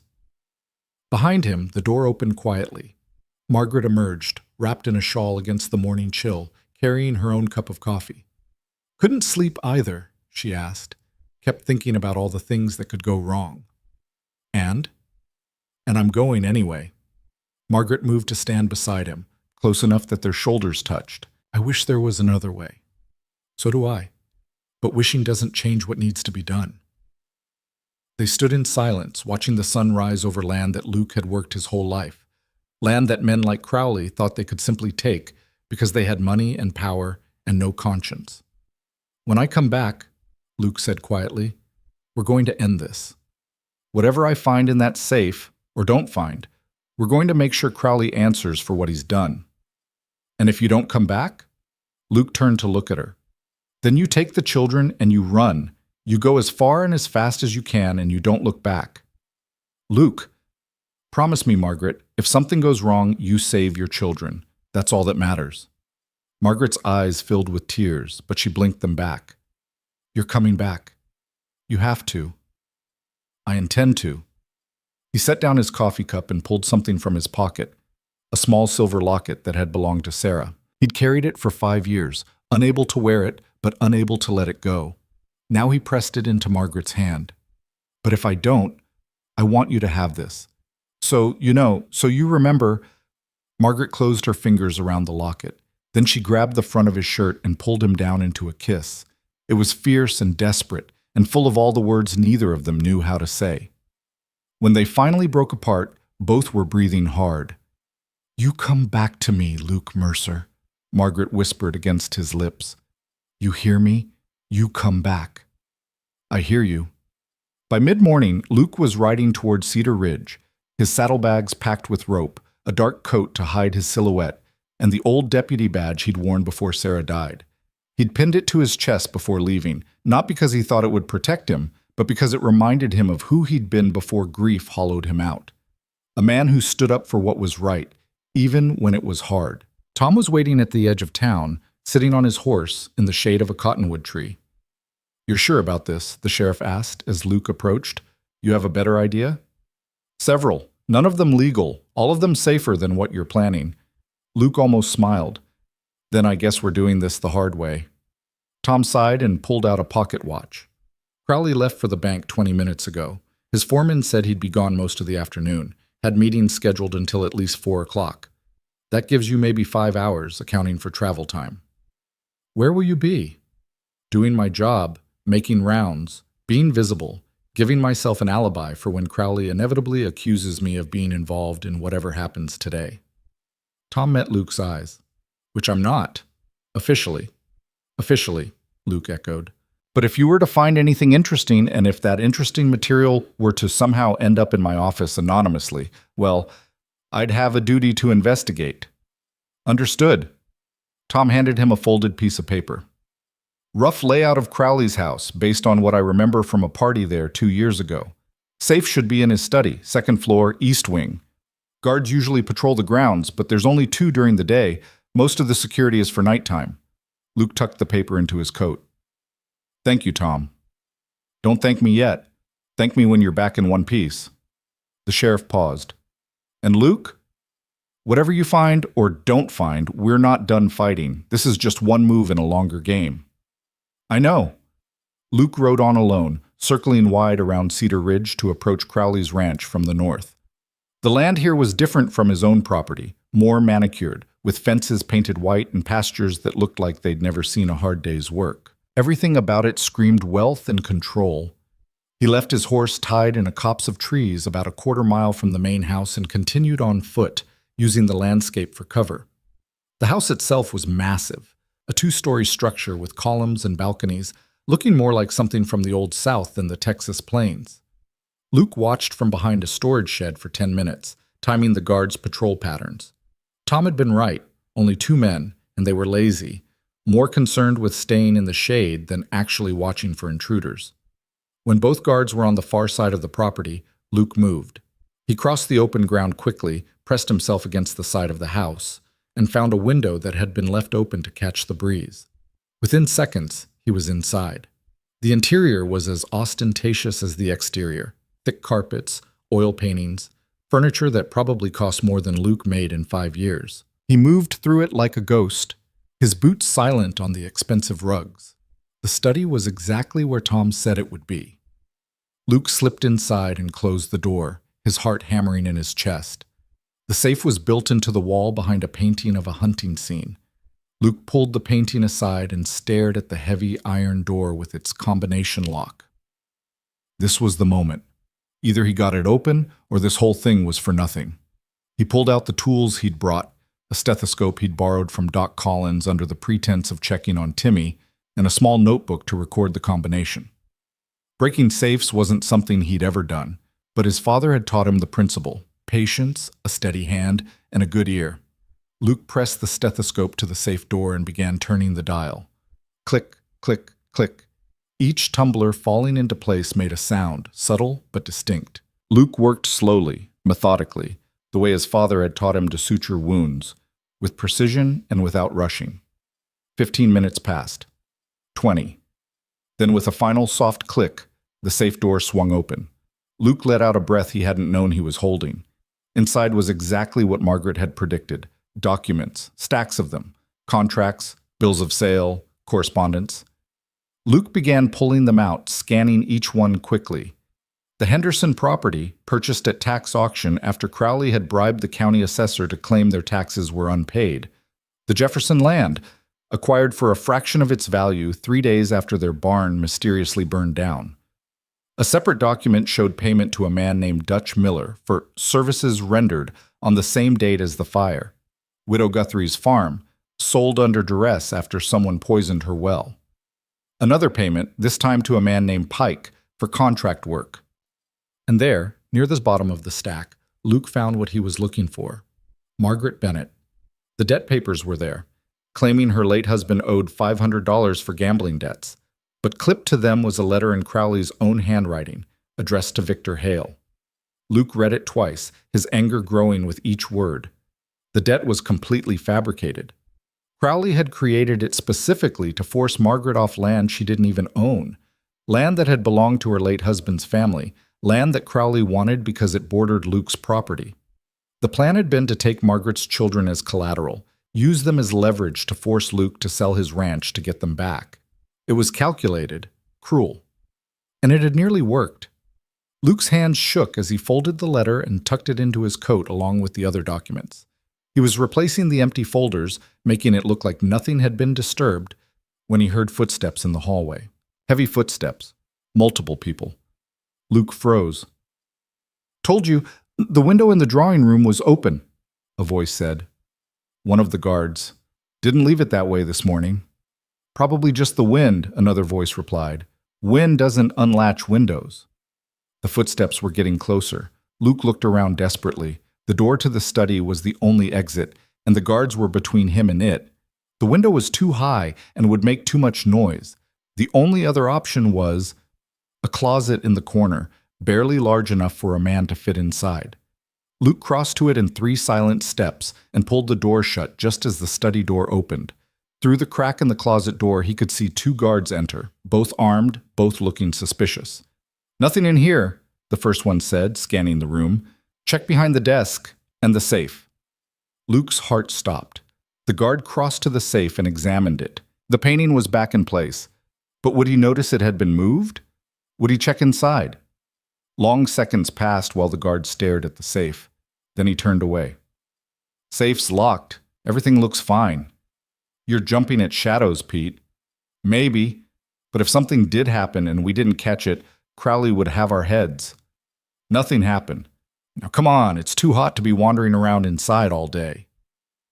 The guards left, their footsteps fading down the hallway. Luke waited 5 more minutes, barely breathing, before he emerged from the closet. He crossed to the window, checked that the guards were occupied on the other side of the house, and slipped out.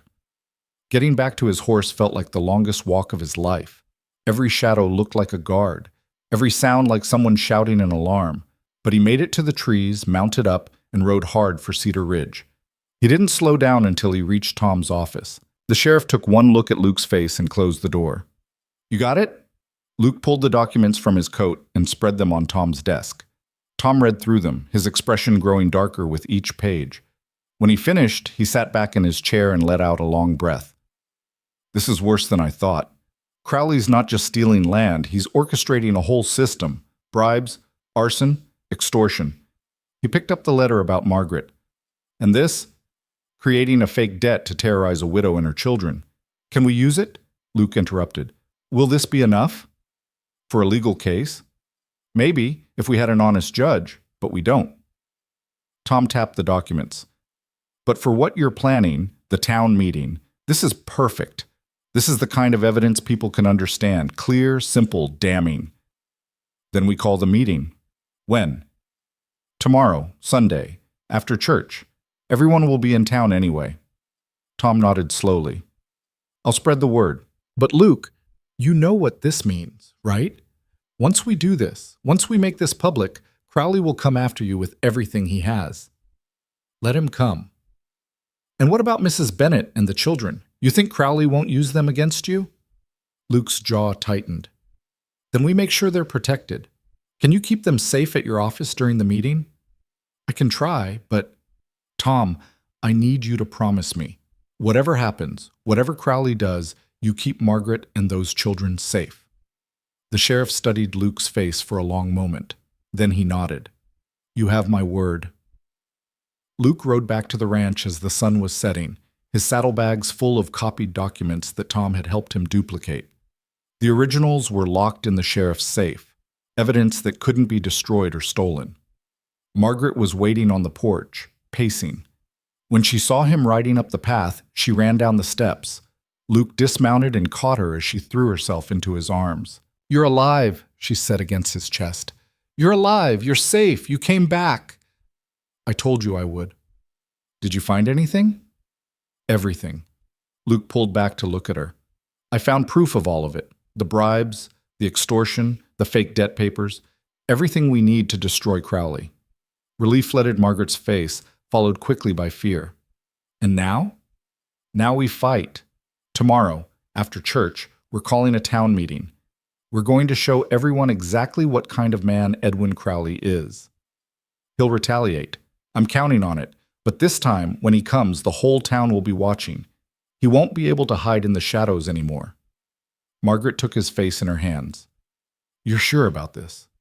Once we do this, there's no going back. I've never been more sure of anything in my life." They stood there for a moment, holding each other as the last light faded from the sky. Then Clara's voice called from the house. "Mama, is Mr. Mercer back?" "He's back, baby," Margaret called, Everything's all right. But as they walked toward the house together, Luke couldn't shake the feeling that everything was far from all right. The real fight was just beginning. That night, Luke gathered everyone in the main room: Margaret, Clara, Samuel, even little Rose, who watched everything with her serious eyes while Timmy dozed in his mother's lap. "I need to tell you all what's going to happen tomorrow," Luke began, "and I need you to understand that it might get dangerous." Clara sat up straighter. "We're not afraid." "I know you're not, but you should be. Edwin Crowley is a powerful man, and when we expose him tomorrow, he's going to be angry. He might try to hurt us. He might try to take everything I have." "Then why are we doing it?" Samuel asked, his young voice confused. Luke crouched down so he was eye level with the boy. "Because sometimes the right thing to do is also the hard thing to do.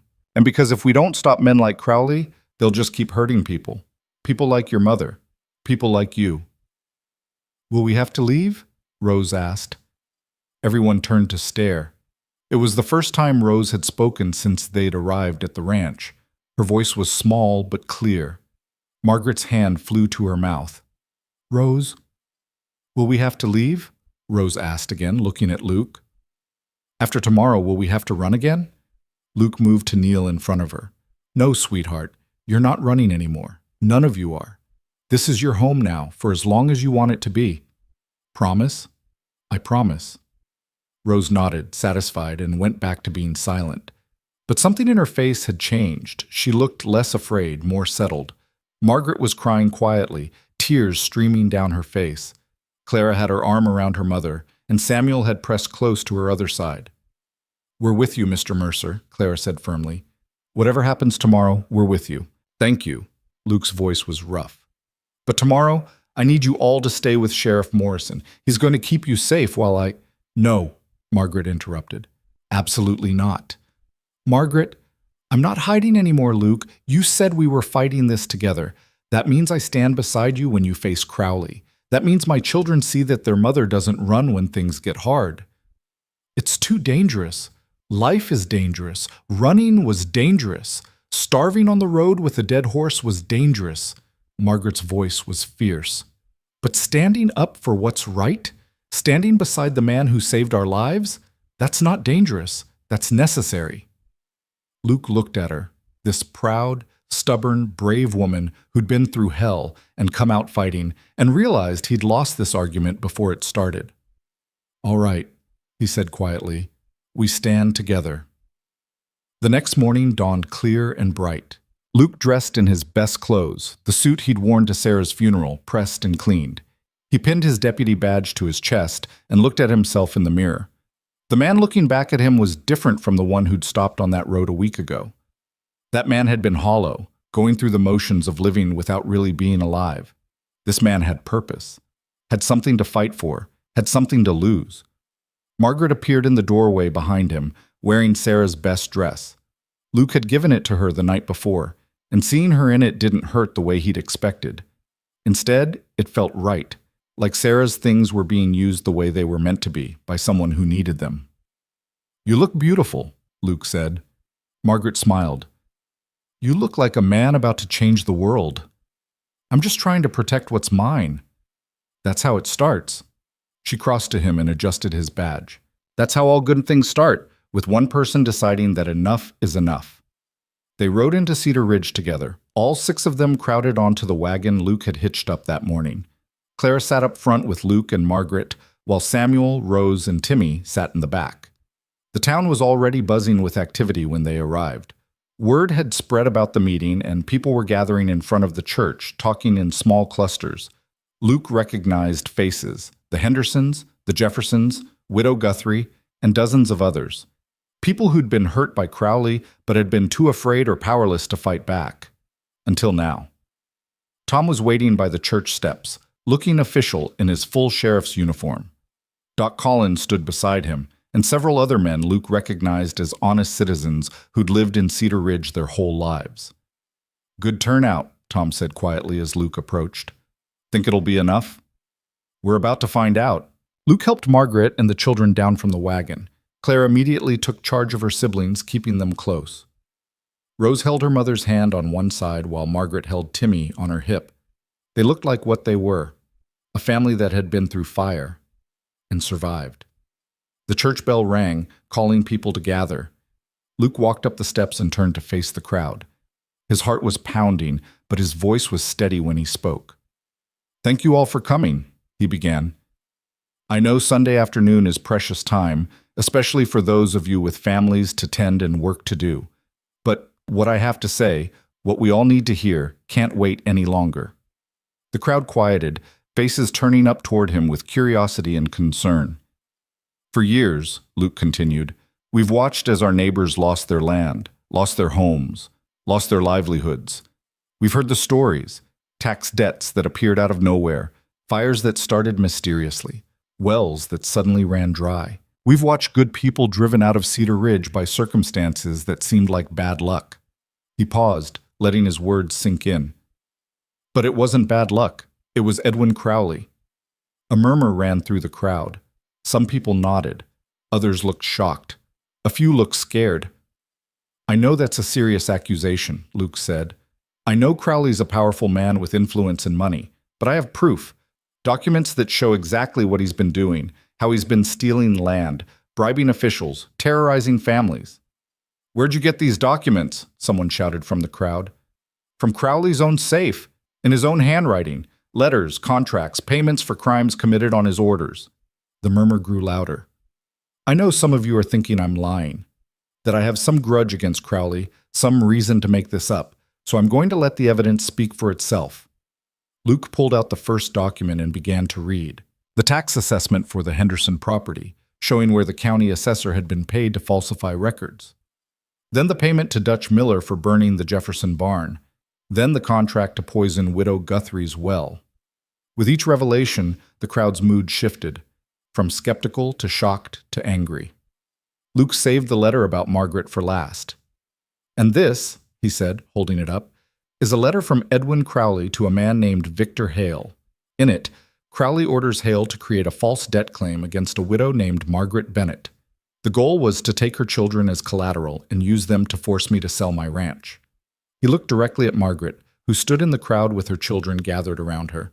Mrs. Bennett and her 4 children nearly died on the road because of this man's greed, and she's not the only one. How many of you have lost property to Crowley? How many have been threatened or intimidated or driven away? Hands began to rise, to first a few, then more, then dozens. "Then it's time we stood together," Luke said. "Time we told Edwin Crowley that Cedar Ridge is not for sale, that our land, our homes, our families, they belong to us, not to him." The crowd was roaring now, people shouting their agreement, their anger finally finding a voice. That's when Luke saw him. Edwin Crowley stood at the back of the crowd, flanked by 4 hired men. He was a tall man, well-dressed, with silver hair and cold eyes. And he was smiling. "That's quite a speech, Mr. Mercer," Crowley called out, his voice cutting through the noise. "Quite dramatic, but I'm afraid you're mistaken." The crowd parted to let him through. "These documents you claim to have. Where did you say you got them? From my private safe?" Crowley's smile widened. "That's breaking and entering, Mr. Mercer. That's a crime. Sheriff Morrison, I trust you'll be arresting this man?" Tom stepped forward. "I'll be investigating all crimes committed in my jurisdiction, Mr. Crowley, including the ones detailed in these documents.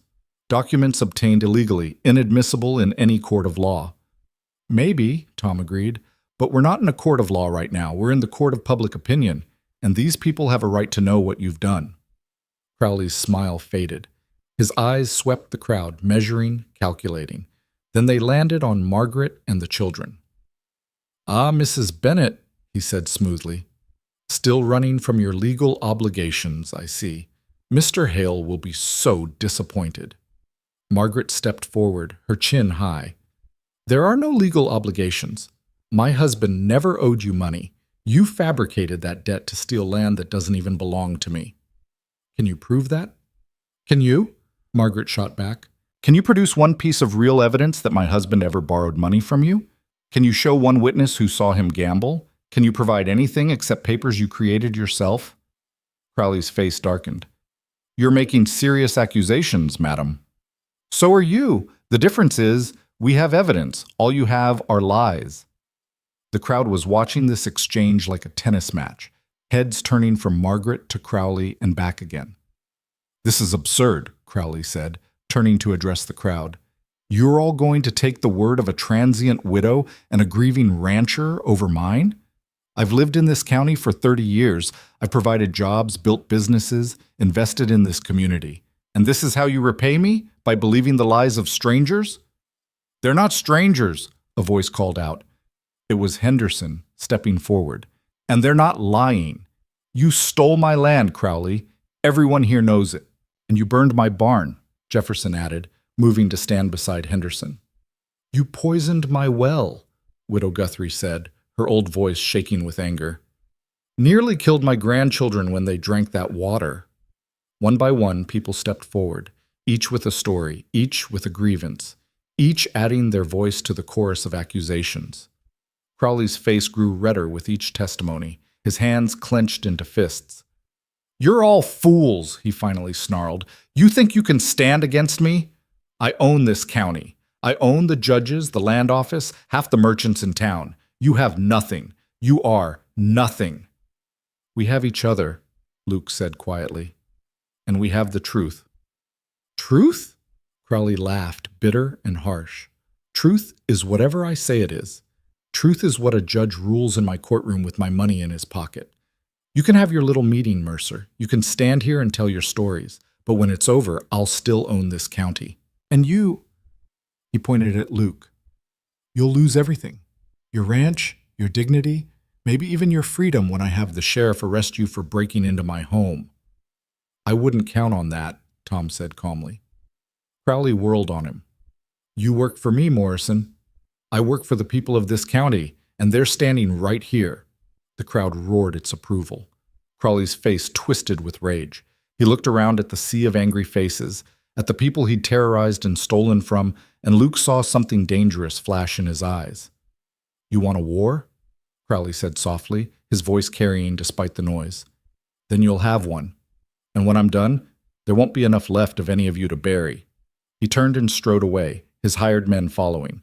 The crowd watched him go, then erupted into cheers. But Luke didn't feel like celebrating.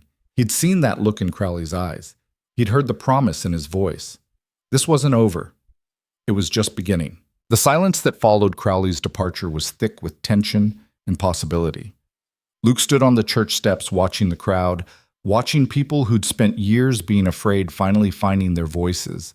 Henderson and Jefferson were talking in urgent whispers with 3 other ranchers.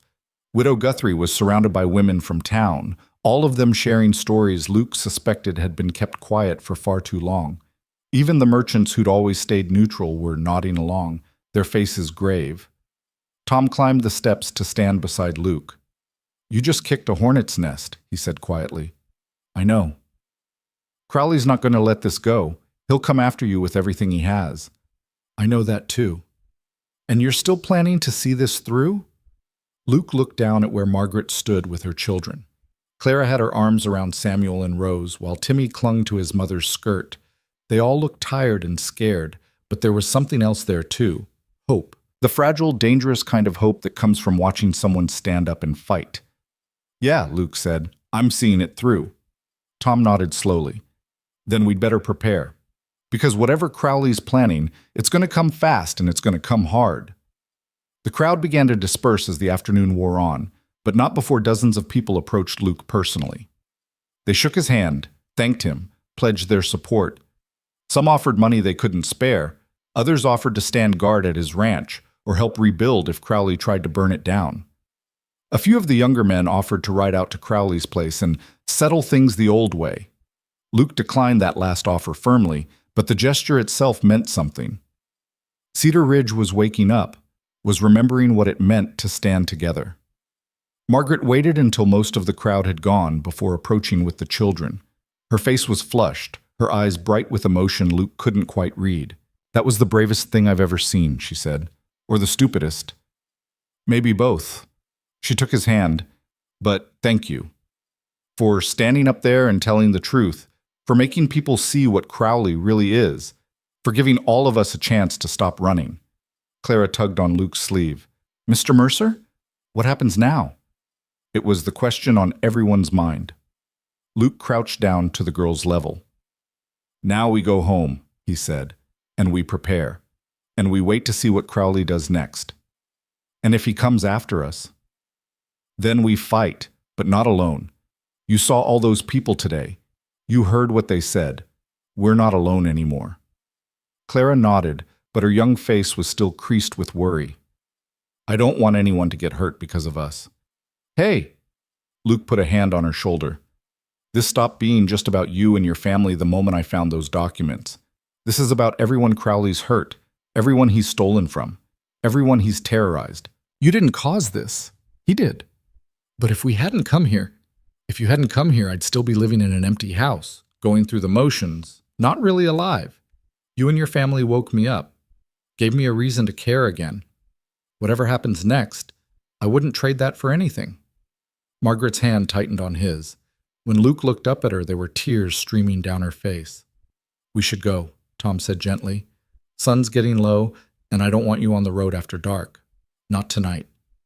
They made it back to the ranch without incident, but Luke kept his rifle across his lap the whole way and his eyes on the horizon. Twice he thought he saw riders in the distance, but they never came close enough to identify. That night, Luke didn't sleep. He sat on the porch with his rifle, watching the darkness, listening to every sound. Inside, Margaret had put the children to bed and tried to convince Luke to rest, but he'd refused. If Crowley was going to make a move, it would be tonight when Luke's guard might be down after the emotional toll of the day. Around midnight, Margaret brought him coffee and a blanket and sat down beside him without asking permission. You can't stay awake forever, she said. I can try. Luke. She took the rifle from his hands and set it aside. Look at me. He turned to face her in the darkness. Whatever happens, Margaret said, whatever Crowley does or doesn't do, I want you to know something. These past 2 weeks have been the first time since my husband died that I've felt like myself, like a person instead of just a mother trying to keep her children alive. You did that. You gave me back something I thought I'd lost. Margaret, I'm not finished. Her voice was firm but tender. I know this is complicated. I know we've both lost people we loved. I know it's too soon and too fast and probably too dangerous to feel what I'm feeling, but I need to say it anyway, before something happens and I lose the chance. Luke's heart was hammering. Say what? That I love you, Luke Mercer. I love your kindness and your courage and the way you teach my children things without making them feel small. I love the way you look at me like I'm strong instead of broken. I love that you stopped on that road when you could have ridden past. She took his face in her hands, and I love that you're sitting here in the dark with a rifle trying to protect us, even though you know it might cost you everything. Luke couldn't speak, couldn't breathe. 5 years of carefully constructed walls were crumbling, and he didn't know how to stop it, didn't want to stop it. I love you too, he finally managed. I didn't think I could feel this way again. Didn't think I deserved to.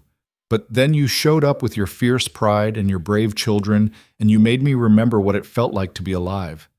They kissed then, soft and sweet and full of promise. When they finally pulled apart, both were crying. Whatever happens, Luke said, whatever Crowley does, we face it together. You and me and those 4 amazing children of yours. Our children, Margaret corrected gently. If you'll have them. Luke thought about Clara's determination, Samuel's curiosity, Rose's quiet strength, Timmy's infectious joy. Thought about how they'd filled his empty house with laughter and life and purpose. I'd be honored, he said. They sat together on the porch until dawn, holding hands, watching the stars fade into morning light. And when the sun finally rose over the horizon, painting everything in shades of gold and pink, neither of them had any idea that the real test was about to begin. The attack came 3 days later. Luke was in the barn repairing a broken stall door when he heard the sound of approaching horses. A lot of them, moving fast. He grabbed his rifle and ran outside just as 8 riders came thundering up the path toward the house. Crowley's men. Luke recognized 2 of them from the town meeting.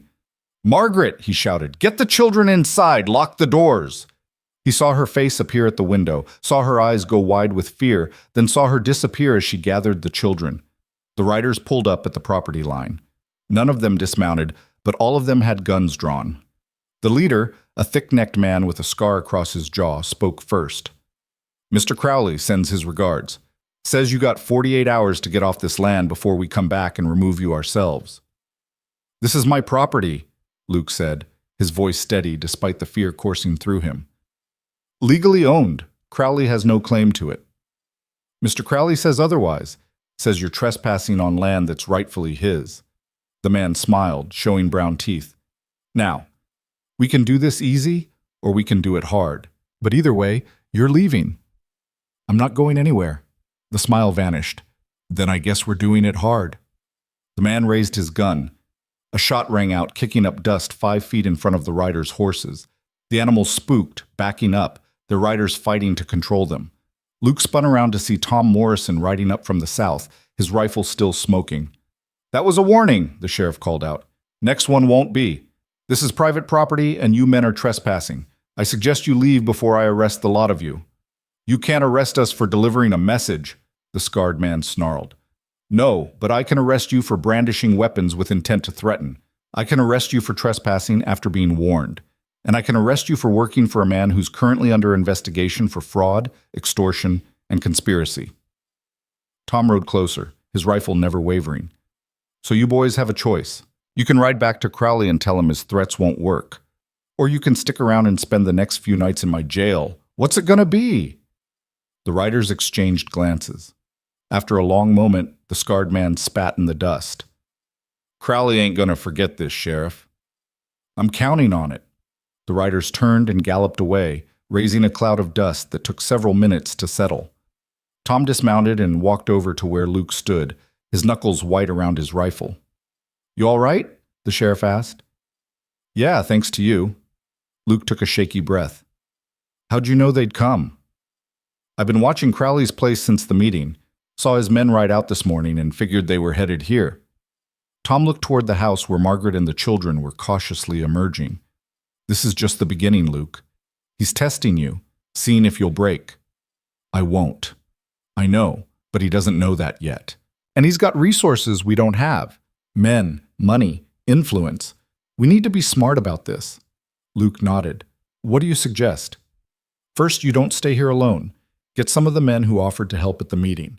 Have them take shifts watching the property. Second, we move fast on building a legal case. I've sent word to the territorial judge in Austin about Crowley's documents. It'll take time, but if we can get a real investigation started..." "How much time?" Tom's silence was answer enough. "Right," Luke said. "So we hold out as long as we can and hope help arrives before Crowley decides to stop playing games." "That's about the size of it." Margaret approached, Timmy on her hip, and the other children clustered around her. "Are they gone?" "For now," Tom said. "But they'll be back, Mrs. Bennett, and next time they might bring more men." "Then what do we do?" Before anyone could answer, they heard the sound of more horses. Luke raised his rifle again, but Tom put a hand on his arm. "Wait, those are friendlies." Sure enough, Henderson and Jefferson rode up the path, followed by 4 other ranchers and 3 men from town, all of them armed. Henderson dismounted first. "Heard there was trouble out here. Thought you might could use some help." Luke felt something loosen in his chest. "You didn't have to come." "The hell we didn't," Jefferson said, climbing down from his horse. "Crowley's men come after you. They're coming after all of us. We stand together or we fall separately." The other men nodded their agreement. "We've worked out a schedule," Henderson continued. 2 men on watch at all times, rotating every 6 hours. We'll set up a camp by the tree line so we don't crowd your house. And we brought supplies, food, ammunition, medical supplies if it comes to that."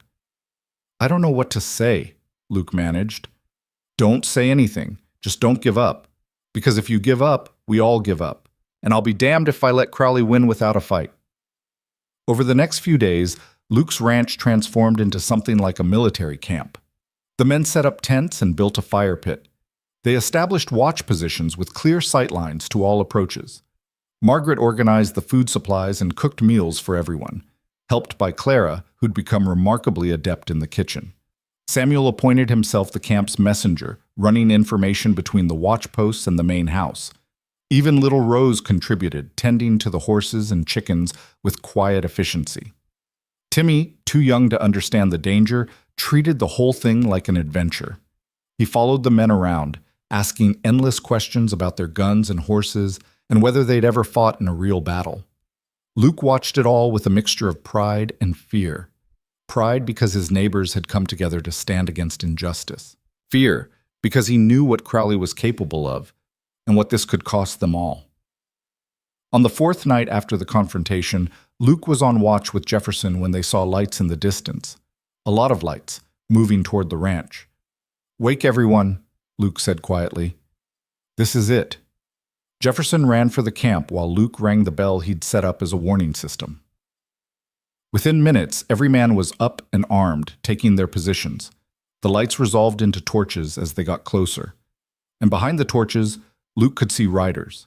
At least 20 of them, maybe more. They stopped at the property line. Crowley himself rode at the front, torch in hand, his face illuminated by the flickering light. "Mr. Mercer," he called out, "I gave you 48 hours. The time is up." "And I told your men I'm not leaving," Luke called back. "This is my land, legally owned and paid for. You have no right to it." "I have every right. This land should have been mine years ago. Your stubborn refusal to sell has cost me time and money. But that ends tonight." "You planning to burn me out, Crowley? In front of 20 witnesses? In front of the sheriff himself?" Luke gestured to where Tom stood with his rifle. "Because that would be real stupid, even for you." Crowley's smile was cold. "I'm not here to burn you out, Mr. Mercer. I'm here to make you an offer, one last chance to do this the easy way." "I'm listening." "I'll pay you double what this land is worth. I'll drop all charges related to you breaking into my home. I'll even let Mrs. Bennett and her children go free and clear of any debt." He paused. "All you have to do is sign the deed over to me tonight and leave Cedar Ridge tomorrow." "And if I refuse?" "Then I stop being reasonable. I own the bank that holds mortgages for half the men standing with you right now. I own the general store where their wives buy supplies. I own the livery where they stable their horses. One word from me and all of them lose everything." Crowley's voice hardened. "You think you're protecting them by standing up to me? You're destroying them. Their families will starve because of your pride." Luke looked around at the men who'd come to stand with him. Henderson's face was pale but determined. Jefferson's jaw was set. The others looked scared, but none of them moved. "What do you say, boys?" Luke called out. "You want me to sell?" "Hell no," Henderson said immediately. "We didn't come here to watch you surrender," Jefferson added. One by one, the other men voiced their agreement. They'd made their choice, and they were sticking to it. Luke turned back to Crowley. "I guess you have your answer." Crowley's face twisted with rage. "You're all fools, brave, stupid fools, and when I'm done with you—" "Mr. Crowley," the voice came from behind Luke. Margaret stepped out of the house, still wearing her nightgown with a shawl thrown over her shoulders. Clara stood beside her, and behind them, Luke could see Samuel and Rose watching from the window.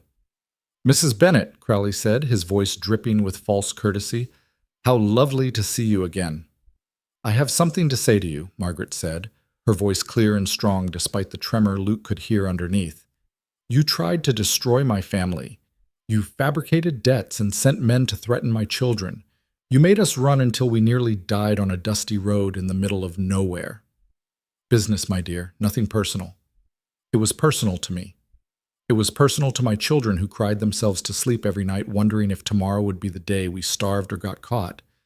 It was personal to my daughter who had to grow up too fast trying to keep her brothers and sisters safe." Margaret moved to stand beside Luke. "But you made a mistake." "Did I?" "You thought I was alone. You thought I was weak because I was a widow with no money and no power. But you were wrong.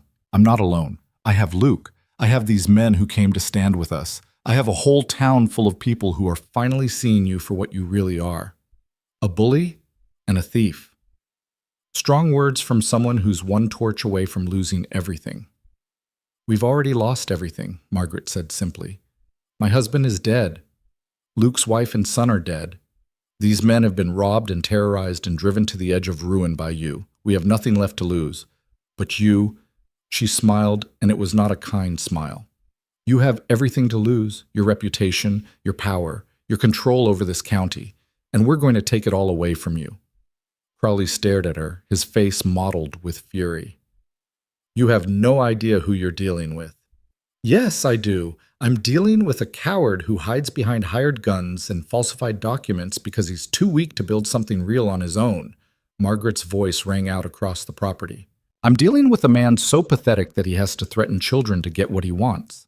I'm dealing with someone who's about to learn that money and power mean nothing when you've lost the respect of everyone around you. For a long moment, Crowley said nothing. Then he raised his hand, and Luke saw his men reach for their guns. Stop right there, Tom said, his rifle aimed directly at Crowley. You give that order, and you're the first one who dies. I guarantee it. Crowley lowered his hand slowly. This isn't over. No, Luke agreed. It's not. But you're not going to win by burning us out or scaring us into leaving. The only way this ends is when a court of law hears the evidence and makes a ruling. And I'm betting they're going to rule against you. You'd be betting wrong, Crowley said. I own the judges, remember? You own the local judges, Tom corrected. But I sent all those documents to the territorial judge in Austin 3 days ago. By now, there's a formal investigation underway. And that judge, he doesn't take kindly to corruption. Doesn't matter how much money you have or who you know. Once he starts digging, he doesn't stop until he finds the truth. Luke saw the first flicker of uncertainty cross Crowley's face. You're bluffing, Crowley said. Am I? You want to take that chance because I'm betting you've got skeletons buried all over this county, and once that judge starts finding them, well, Tom smiled, I imagine you'll have bigger problems than one stubborn rancher who won't sell his land. Crowley's hand tightened on his torch. For a moment, Luke thought he might throw it anyway, start the fire, and damn the consequences. But then he seemed to regain control. This isn't over, he said again. You already said that, Margaret replied. Now either shoot us or leave. We're getting tired of listening to you talk. Luke couldn't help it. He laughed. Several of the men behind him joined in, and even Tom was smiling. Crowley's face went purple with rage. He wheeled his horse around and rode away, his men following, but as they disappeared into the darkness, Luke noticed something. One of Crowley's men had stayed behind. The man dismounted and walked forward slowly, hands up to show he was unarmed. As he got closer, Luke recognized him. It was the scarred man who'd delivered Crowley's ultimatum days earlier. I'm not here to cause trouble, the man said. I just want to talk. Talk fast, Tom said, his rifle still raised. My name's Pike. I've worked for Crowley for 5 years. Did things I'm not proud of. Burned barns, poisoned wells, roughed up people who couldn't pay their debts. He paused. But I never signed on to hurt children. And when Crowley told us tonight that if you didn't sell, we were supposed to take the kids, make an example of them, I couldn't do it. Luke felt his blood run cold. He ordered you to hurt the children, Pike nodded. Said it was the only way to make you understand he was serious. Said we were supposed to wait until you were distracted, then grab the kids, and he stopped looking sick. I got kids of my own, Mr. Mercer. I won't do that. What do you want from us? Tom asked. I want to help. I can testify about everything Crowley's done. Every crime he ordered, every person he hurt. I kept records, names, dates, payments. Figured someday I might need insurance in case Crowley decided to get rid of loose ends. Pike pulled a folded packet from his coat. It's all here. Everything you need to prove what he's done. Luke took the packet with shaking hands. Inside were pages and pages of detailed notes, written in a cramped but legible hand. Names of victims, amounts paid for various crimes, even copies of some of Crowley's letters. Why now? Luke asked. Why turn on him now? Because I'm tired of being the kind of man who hurts people for money. Because my kids look at me and I can see them wondering what their daddy does for work. And I don't want to lie to them anymore. Pike met Luke's eyes. And because watching that woman stand up to Crowley, watching her call him a coward to his face, it reminded me that there are still people in this world who have courage, real courage, not the fake kind that comes from holding a gun. Margaret stepped forward. If you testify, Crowley will come after you. I know, but I'd rather die standing up than live on my knees. Pike looked at Tom. Will you protect my family, my wife and kids? They're in town. If Crowley finds out I turned on him, I'll send deputies to watch your house tonight, Tom promised, and we'll get them somewhere safe until this is all over. Pike nodded, relief flooding his face. Thank you. As Pike left to retrieve his family, Luke looked down at the packet in his hands. With this testimony, combined with the documents they'd already gathered, they had enough to not just expose Crowley, but to destroy him completely. We have him, Luke said quietly. We actually have him. Margaret slipped her hand into his. Does this mean it's over? Not yet. Crowley's still out there, still dangerous, but for the first time, I think we might actually win this. The men who'd been standing guard started to relax, some of them even cheering. Henderson clapped Luke on the back. Jefferson started talking about celebrating. The tension that had been building for days finally began to ease, but Luke couldn't quite celebrate yet. He kept thinking about what Pike had said, that Crowley had ordered them to take the children, that he'd been willing to hurt kids to get what he wanted. That kind of evil didn't just give up because it was beaten. It lashed out. It tried to take as many people down with it as possible. Luke pulled Tom aside. We need to end this fast, before Crowley does something desperate. I agree. I'll ride to Austin first thing in the morning, deliver Pike's testimony personally. With any luck, we'll have federal marshals here within the week. And until then, we keep our guard up. We protect your family and Pike's family and anyone else Crowley might target. Tom paused. And we pray that Crowley's smart enough to know when he's beaten. But as Luke looked out into the darkness where Crowley had disappeared, he knew prayer wouldn't be enough. They needed to be ready for whatever came next, because men like Edwin Crowley didn't go down without a fight. And the closer they got to losing, the more dangerous they became. The sun was just beginning to paint the eastern sky when Luke heard the sound of a single horse approaching at full gallop. He was already awake, hadn't really slept since Crowley's men had left hours earlier. He'd spent the night going through Pike's documents, memorizing every detail, every crime, every victim. The weight of it all sat heavy on his chest, not just what Crowley had done, but what Luke himself had allowed to happen by staying silent for so long. The rider came into view as the dawn light strengthened. It was one of Tom's deputies, a young man named Carter, and even from a distance, Luke could see the urgency in the way he rode. Luke was off the porch and running before Carter even pulled his horse to a stop. What happened? Luke demanded. Carter was breathing hard, his face pale. It's Crowley. He's barricaded himself in his ranch house with about a dozen men. Sheriff Morrison rode out there at first light to serve him with papers for the territorial investigation, and Crowley refused to come out. Said if anyone tries to come in, he'll burn the whole place down with everyone inside. Luke felt his stomach drop. Is Tom still out there? Yeah, with 3 deputies, but they can't get close. Crowley's men are shooting at anyone who approaches the property line. Carter wiped sweat from his forehead. Sheriff sent me to get you. Said you're the only person Crowley might still listen to. Why would he listen to me? I'm the one who exposed him. I don't know, Mr. Mercer, but the sheriff thinks you're the only chance we have of ending this without bloodshed. Margaret appeared in the doorway, pulling her shawl tight against the morning chill. Luke? What's going on? Crowley's holed up at his ranch. Tom wants me to try to talk him down. Then I'm coming with you. No, it's too dangerous.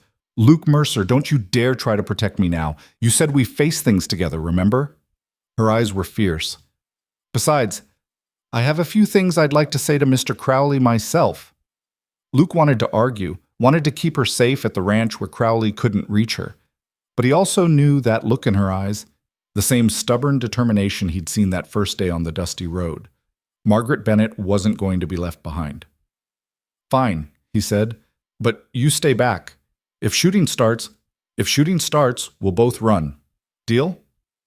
Deal. Henderson and Jefferson insisted on coming too, along with 2 other ranchers who'd been standing watch. They all rode hard toward Crowley's property, the sunrise casting long shadows across the prairie. As they approached, Luke could see what Carter had described. Crowley's ranch house, that ostentatious monument to stolen wealth, had every window shuttered and barricaded. Men with rifles were visible on the roof and at strategic points around the property. Tom and his deputies were positioned behind a row of water troughs about 100 yards from the main house, far enough to be out of easy rifle range, but close enough to watch for any movement. Tom looked relieved when he saw Luke riding up. Glad you came. This thing's about to go sideways fast. What happened? I tried to serve him with papers from the territorial judge, an official order to appear in Austin for questioning. Crowley took one look at them, pulled a gun on me, and barricaded himself inside. He's got maybe 12 men in there with him, all armed and clearly willing to die for their paychecks. Has he made any demands? Just one. He wants safe passage out of Texas. Says if we let him cross into Mexico, he'll go peacefully. If we try to stop him, he burns the house down and shoots anyone who gets in his way. Luke looked at the house, trying to think. You can't let him run. If he gets to Mexico, I know, he'll disappear, and all those people he hurt will never see justice. Tom rubbed his face. But I also can't risk my deputies' lives storming that place, and I can't sit here and watch him burn it down with his own men inside. So what do you want me to do? Talk to him. You got under his skin at the town meeting. Maybe you can do it again. Maybe you can make him see reason. And if I can't? Tom's silence was answer enough. Luke dismounted and handed his reins to Henderson. Margaret slid down from her horse and moved to stand beside him. I'm going with you, she said before Luke could object. Mrs. Bennett, I really don't think… Tom started. Sheriff, with all due respect, Crowley tried to destroy my family. If anyone has the right to face him, it's me. Tom looked at Luke, who shrugged helplessly. She's not wrong. All right, Tom said, but you both stay behind cover until we know Crowley's willing to talk. Last thing we need is him shooting at civilians. Luke nodded and called out toward the house. Crowley, it's Luke Mercer. I want to talk. For a long moment there was no response. Then a window on the second floor opened slightly and Crowley's voice called back. Come to gloat, Mr. Mercer? Come to give you a chance to end this without anyone dying. How noble of you, but I'm afraid I'm not in a surrendering mood. Then what are you in the mood for? You planning to spend the rest of your life holed up in that house? You planning to shoot it out with federal marshals when they arrive? Because they are coming, Crowley. The territorial judge doesn't take kindly to people ignoring his summons. Let them come. I'll be long gone by then. Where are you going to go? Mexico? You think you can just ride across the border and disappear? You think the people you've stolen from, the families you've destroyed, are going to let you run away? What are they going to do? Chase me? They're farmers and ranchers, not bounty hunters. Margaret stepped forward then, moving out from behind the water trough before Luke could stop her. Mr. Crowley, she called out, do you remember me? A pause. Mrs. Bennett, still running your mouth, I see. No, Mr. Crowley, I'm done running. I spent weeks running from you, running from your hired thug, running from the lies you told and the debts you fabricated. I ran until my horse died and my children nearly died with it. I ran until I had nothing left except the clothes on my back and the love of my family. Is there a point to this story? The point is, I'm not running anymore, and neither is anyone else in Cedar Ridge.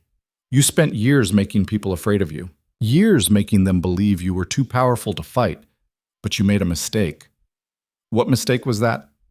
You pushed too hard, you hurt too many people, and now they're all standing together against you. The Hendersons, the Jeffersons, Widow Guthrie, Pike and his family, everyone you terrorized and robbed and threatened. They're all ready to testify against you. They're all ready to make sure you pay for what you've done. Testimony won't matter when I'm in Mexico. You're not going to Mexico, Margaret said flatly. You're going to prison, and you're going to spend the rest of your life knowing that you were beaten not by someone richer or more powerful than you, but by ordinary people who refuse to stay silent anymore. Another long silence. Then Crowley laughed, a bitter, hollow sound. You think you've won, don't you? You think you've beaten me? Haven't we? Luke called out. No, Mr. Mercer, you haven't won anything. All you've done is destroy yourselves. Because even if I go to prison, even if I lose everything, I'll make sure you lose it too. I still have friends in Austin, friends with power and influence, and I'll spend every day of my sentence making sure your life becomes a living hell. That's where you're wrong, a new voice said. Everyone turned to see Doc Collins riding up with another man, a distinguished-looking gentleman in a dark suit with a silver star pinned to his vest. A federal marshal. The marshal dismounted and walked forward, stopping beside Tom. Mr. Crowley, My name is Marshal James Whitmore. I've been authorized by the territorial judge to take you into custody for questioning regarding charges of fraud, extortion, conspiracy, arson, and about 15 other crimes. You can come out peacefully, or we can come in and get you. Your choice." "I'm not going anywhere with you," Crowley shouted. "Then I'm afraid we have a problem, because I didn't ride 3 days from Austin to go home empty-handed." Whitmore's voice was calm but firm. "And unlike the local authorities, I don't have any personal stake in this community. I don't care about your connections or your money or your threats. I care about upholding the law. And the law says you need to answer for your crimes." "I'm not answering to anyone." "Mr. Crowley, I have 50 federal troops arriving within the hour. They're going to surround this property, and they're going to wait as long as it takes. You can't run, you can't fight your way out, and you can't negotiate. Your only choice is when you come out, now on your own feet, or later in chains after we smoke you out." Luke could see the calculation happening in Crowley's mind, could see him weighing his options, looking for an angle, searching for some way to turn this to his advantage. "I want immunity," Crowley finally called out. "Full immunity from prosecution in exchange for testimony against my business partners. There are men in Austin, men with real power, who've been using me as a front for their operations. I give you their names. You let me walk." Whitmore shook his head. "No deals, not until you surrender and not until I see what you have to offer." "Then we're at an impasse." "No, Mr. Crowley, we're at an ending. The only question is how many people get hurt before you accept that." The morning sun was fully up now, painting everything in harsh, unforgiving light. Luke watched the house, watched the windows, trying to read the situation. Crowley was cornered and desperate men did unpredictable things. Then he heard it, a sound that made his blood run cold. Children crying.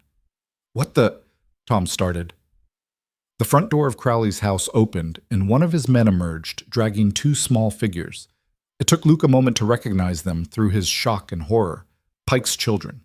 The man had sent his family into town for protection, but somehow Crowley had gotten to them. "Here's my counteroffer, Marshal," Crowley called out. "You give me safe passage to the border, or these children pay for their father's betrayal." Margaret gasped. Luke felt rage flood through him, hot and absolute. Around him he heard Henderson and Jefferson cursing, heard Tom's deputies chambering rounds into their rifles.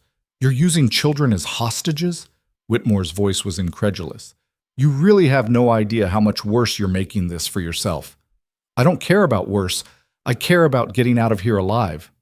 "Let those children go," Luke said, his voice shaking with barely controlled fury.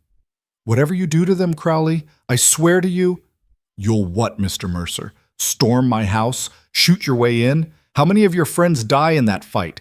How many children catch a stray bullet?" Crowley's voice was manic now, spiraling. "I have nothing left to lose. Nothing. You took my reputation, my business, my future. What more can you threaten me with?" "Your life," Whitmore said flatly. "You hurt those children, and I'll authorize my men to shoot on sight. No warnings, no negotiations. You'll be dead before you take your next breath." "Then we all die together." Luke saw movement in one of the second-floor windows, saw smoke beginning to curl up from inside the house. Crowley was making good on his threat. He was going to burn it all down. "He set the house on fire," Tom said urgently. "We have to get those kids out of there now." "If we rush him, he'll shoot them," Henderson said. "If we wait, they burn," Jefferson countered. Luke's mind was racing, trying to find a solution, some way to save Pike's children without getting everyone killed. And then he saw it, a section of wall on the east side of the house where the boards looked newer, hastily replaced. The same section he'd used to break in and steal the documents from the safe. "I can get in," Luke said quietly. "What?" Tom turned to stare at him. "The east wall. There's a window that doesn't latch properly. I used it before. I can use it again." "Luke, that's suicide. Crowley's men will see you. Not if you create a distraction. Not if you keep Crowley's attention on the front of the house while I go in the back." Margaret grabbed his arm. "No, absolutely not. You'll be killed." "Those children will be killed if I don't try." Luke turned to face her, taking her hands in his. "Margaret, I have to do this. I have to." "Why? Why does it have to be you?" "Because I'm the reason Pike turned on Crowley. Because I'm the reason his children are in danger. Luke's voice broke. And because I couldn't save my own son 5 years ago, maybe I can save someone else's. Tears streamed down Margaret's face. You come back to me. You hear me, Luke Mercer? You come back or I'll never forgive you. Luke kissed her, fierce and desperate and full of love. Then he turned to Whitmore. Give me 5 minutes. Create whatever distraction you can. When you hear me yell, rush the front door. Crowley won't be expecting an attack from 2 directions. Whitmore studied him for a long moment, then nodded. 5 minutes. Make them count. Luke grabbed his rifle and started moving, using the water troughs and outbuildings for cover as he circled toward the east side of the property. Behind him, he heard Whitmore shouting at Crowley, heard Tom joining in, heard the marshal ordering his men into position. The distraction was working. All of Crowley's attention was focused on the front of the house. Luke reached the east wall and found the window exactly as he'd left it, slightly loose, the latch broken. He pulled it open and climbed inside, his heart hammering so hard he thought it might break through his ribs. The interior of the house was filling with smoke. Crowley had set multiple fires, and they were spreading fast. Luke pulled his bandana up over his nose and mouth and moved quickly through the rooms, searching for where the children were being held. He found them in what looked like a parlor on the first floor. Pike's 2 kids, a boy about Samuel's age and a girl slightly younger, were tied to chairs, crying and coughing from the smoke. One of Crowley's men stood guard over them, his gun drawn. Luke didn't hesitate. He stepped into the doorway and fired. The shot took the guard in the shoulder, spinning him around and sending his gun clattering across the floor. Luke was on him in seconds, using the rifle butt to knock him unconscious. It's all right, Luke said quickly to the terrified children as he cut their bonds with his knife. I'm here to help. Your father sent me. The house is on fire, the boy sobbed. I know. We're getting out right now. Luke picked up the girl. She couldn't have weighed more than 30 pounds, and grabbed the boy's hand. Stay close to me and don't let go. Understand? The boy nodded, his face streaked with tears and soot. They made it 3 steps toward the window before Luke heard footsteps on the stairs. Heavy boots. Multiple people. He's inside, someone shouted. There's someone inside. Luke ran. He pushed the children through the window first, practically throwing them outside. Then dove through himself just as bullets started tearing through the wall behind him. Now, Luke screamed. Rush the house now. Everything happened at once. Whitmore's men charged the front door. Tom and his deputies came from the side. The smoke was pouring out of every window now, thick and black. And somewhere inside, Luke could hear Crowley screaming orders that no one was following anymore. Luke gathered Pike's children and ran, putting as much distance between them and the burning house as possible. When he finally stopped and turned back, he saw Crowley's men pouring out of the house, coughing and choking, their hands raised in surrender. The marshals tackled them to the ground, slapping on handcuffs with practiced efficiency, but there was no sign of Crowley himself. Where is he? Whitmore demanded, grabbing one of the captured men. Where's Crowley? The man just shook his head, coughing too hard to speak, and then Luke saw him. A figure in one of the second-floor windows, silhouetted against the flames. Crowley stood there, watching his empire burn, watching his men surrender, watching everything he'd built fall apart around him.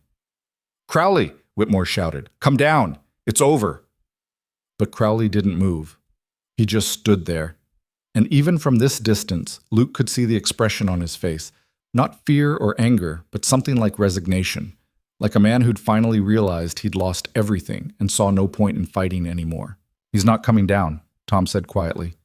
Then we go up and get him, Whitmore replied. But before anyone could move, there was a sound like thunder. One of the support beams inside the house gave way, and the entire second floor collapsed inward. Flames shot up through the roof, reaching toward the sky. If Crowley screamed, no one heard it over the roar of the fire. They all stood there, frozen, watching the house burn, watching the physical manifestation of Crowley's greed and cruelty turn to ash. No one spoke. There was nothing to say. Margaret found Luke in the crowd and threw her arms around him. He held her tight, still clutching Pike's children, all of them shaking from adrenaline and shock and relief. You did it, Margaret whispered against his chest. You saved them. We all did it, Luke said. Everyone who stood up, everyone who refused to back down. We did it together. The fire burned for hours. By the time it finally died down, there was nothing left of Crowley's ranch house but charred timbers and ash. The marshals searched through the ruins and found human remains. Crowley, presumably, though it would take time to confirm. Tom organized the captured men and prepared to transport them to jail in Cedar Ridge until the marshals could take custody. Whitmore assured everyone that with Pike's testimony and the documents Luke had recovered, there would be enough evidence to convict Crowley's entire organization. The corrupt judges, the bribed officials, the men who'd profited from other people's suffering. Cedar Ridge would finally be free. As the sun climbed toward noon, people started arriving from town. Word had spread about the standoff, and now everyone wanted to see the aftermath. Pike arrived with his wife, and the reunion with his children was tearful and joyful. The man kept trying to thank Luke, but Luke waved him off. "You're the one who had the courage to turn on Crowley," Luke said. "You're the one who risked everything. I just helped finish what you started." Other families arrived too, the Hendersons, the Jeffersons, Widow Guthrie, and her grandchildren, all of them gathering to witness the end of the man who'd terrorized them for so long. There was no celebration exactly. Too many people had been hurt, too much had been lost. But there was relief, and hope, and the beginning of healing. As the crowd began to disperse and people headed back to their own lives and properties, Margaret took Luke's hand. "What happens now?" she asked. Luke looked at her, this brave, beautiful woman who'd run until she couldn't run anymore, who'd stood up to Crowley even when it terrified her, who'd chosen to trust him when she had every reason not to trust anyone. "Now we go home," he said, "and we start building something good." "Just like that?" "Just like that." They rode back to the ranch as the afternoon sun painted the prairie gold. The children were exhausted, drooping in the saddle, but there was peace in their faces that Luke hadn't seen before. Even Rose was almost smiling, though she still didn't speak. When they arrived home, the men who'd been standing guard were already packing up their camps. The crisis was over. There was no more need for sentries and watches and defensive positions. "You need anything? You let us know," Henderson said, shaking Luke's hand. "Anything at all." "Same goes for all of you," Luke replied. "We're neighbors now, real neighbors. That means we look out for each other." After everyone left and the ranch was quiet again, Luke stood on his porch and looked out at his land, his property, his home. For the first time in 5 years, it felt like it truly belonged to him, not haunted by ghosts, not weighed down by grief, but alive and full of possibility. Margaret emerged from the house where she'd been putting the children to bed. She crossed to stand beside him, and they watched the sunset together in comfortable silence. "I've been thinking," Margaret finally said. "About what?" "About what you said that first night, about how this house had started breathing again." "I remember." "Well, I think it needs more than just breathing. I think it needs laughter and noise, and maybe some new curtains because the ones in the bedroom are falling apart." She paused. "I think it needs a family." Luke turned to look at her. "Are you asking what I think you're asking?" "That depends. Are you asking what I think you're asking?" "I don't know. Are you?" They stared at each other for a moment, then both burst out laughing. "All right, let me try this properly," Luke said. He took both her hands in his. "Margaret Bennett, I know we haven't known each other long. I know this has all happened fast and probably too soon after both of us lost people we loved. But I also know that you and your children have given me back something I thought was gone forever, the will to live, to fight, to care about tomorrow. And I want 1,000 tomorrows with you. I want to teach Samuel how to ride and help Clara learn to cook and figure out why Rose won't talk. I want to watch Timmy grow up and cause trouble and probably drive us both crazy. I want to wake up next to you every morning and fall asleep next to you every night. So what I'm asking is, will you marry me? Will you let me be a father to your children and a husband to you? Will you make this house a home?" Margaret's eyes were shining with tears. "Yes. 1,000 times, yes." They kissed then, soft and sweet and full of promise. And from the window above, Luke heard Clara's voice whisper to her siblings, "Mama's going to marry Mr. Mercer," followed by Samuel's excited whoop and even a small giggle that might have been Rose. They were married 2 weeks later in the garden behind the cabin. Doc Collins officiated, since he was the closest thing Cedar Ridge had to an official clergy for occasions like this. Tom stood as Luke's witness, while Widow Guthrie stood for Margaret.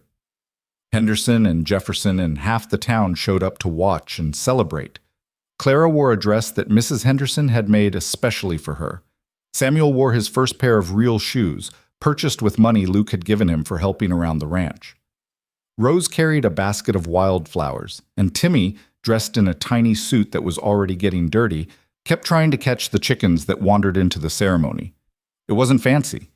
There was no expensive ceremony, no elaborate decorations, no formal reception with fine foods and music. Just two people who'd been through hell and found each other, standing in a garden surrounded by people who cared about them, promising to build a life together. When Doc asked if there was anyone who objected to the union, 4-year-old Timmy raised his hand. "Yes, Timmy?" Doc asked, trying not to smile. "I object to the chickens. They're being loud." Everyone laughed, and the ceremony continued. Luke slipped a simple silver ring onto Margaret's finger, the same ring Sarah had worn, the one she'd made him promise to give to someone who deserved it. And Margaret gave Luke a ring she'd bought in town with money from selling some of her late husband's tools. Nothing fancy, just a plain gold band, but it meant everything. "You may kiss your bride," Doc finally said.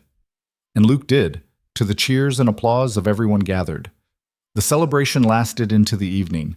People brought food and drink. Someone produced a fiddle, and there was dancing in the yard. Luke danced with Margaret, then with Clara, then with Rose, who was still silent but smiled the entire time. Samuel tried to dance, but mostly just spun in circles until he got dizzy and fell down laughing. As the sun set and the party began to wind down, Luke found himself standing on the porch again, his favorite spot, the place where so much had changed over the past few weeks. Tom joined him, 2 cups of coffee in hand. He passed one to Luke. "Hell of a day," the sheriff said. "Hell of a month, more like." "True enough." Tom sipped his coffee. "Got word from Marshal Whitmore this morning. The territorial judge is moving forward with prosecutions for everyone in Crowley's organization. Could take years to sort it all out, but at least it's happening." "What about the land? All the property Crowley stole?" "Judge is ordering it returned to the original owners where possible. The Hendersons will get their north pasture back. The Jeffersons will receive compensation for their barn. Widow Guthrie's getting her farm back free and clear." Tom paused. "You did good, Luke. You didn't just save your own land, you saved everyone's. I didn't do it alone." "No, but you started it. You had the courage to stand up when everyone else was too scared. That matters." They stood in comfortable silence, watching the party wind down, watching people say their goodbyes and head home to their own families and lives. "Can I ask you something?" Tom said eventually.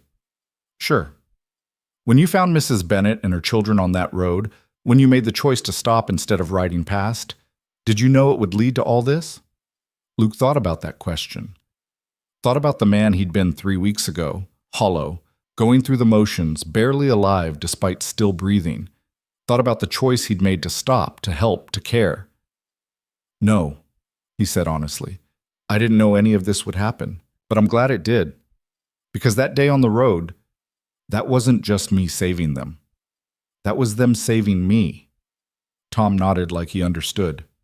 Then he raised his coffee cup in a toast. "To new beginnings." "To new beginnings," Luke echoed. After Tom left and the last of the guests had departed, Luke found Margaret in the kitchen cleaning up. He came up behind her and wrapped his arms around her waist. "Leave it," he said. "It can wait until morning." "But there's so much—" "It can wait." Margaret leaned back against him and sighed.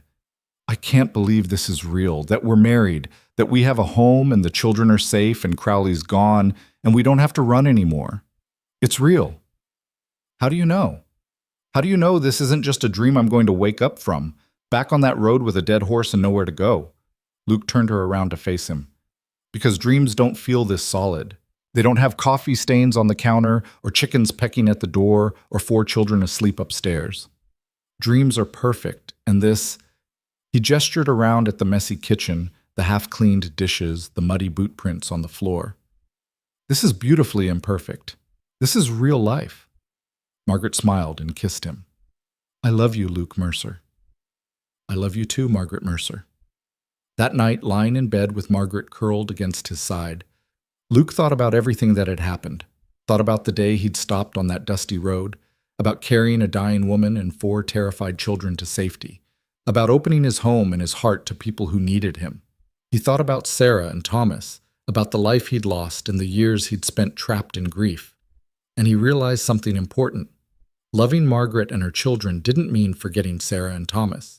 It meant honoring them by choosing to live again, by choosing to love again, By choosing to build something good out of all that pain. The house was full of sounds now. Timmy snoring in the room that used to be empty. Rose talking in her sleep, actual words, proof that she was healing.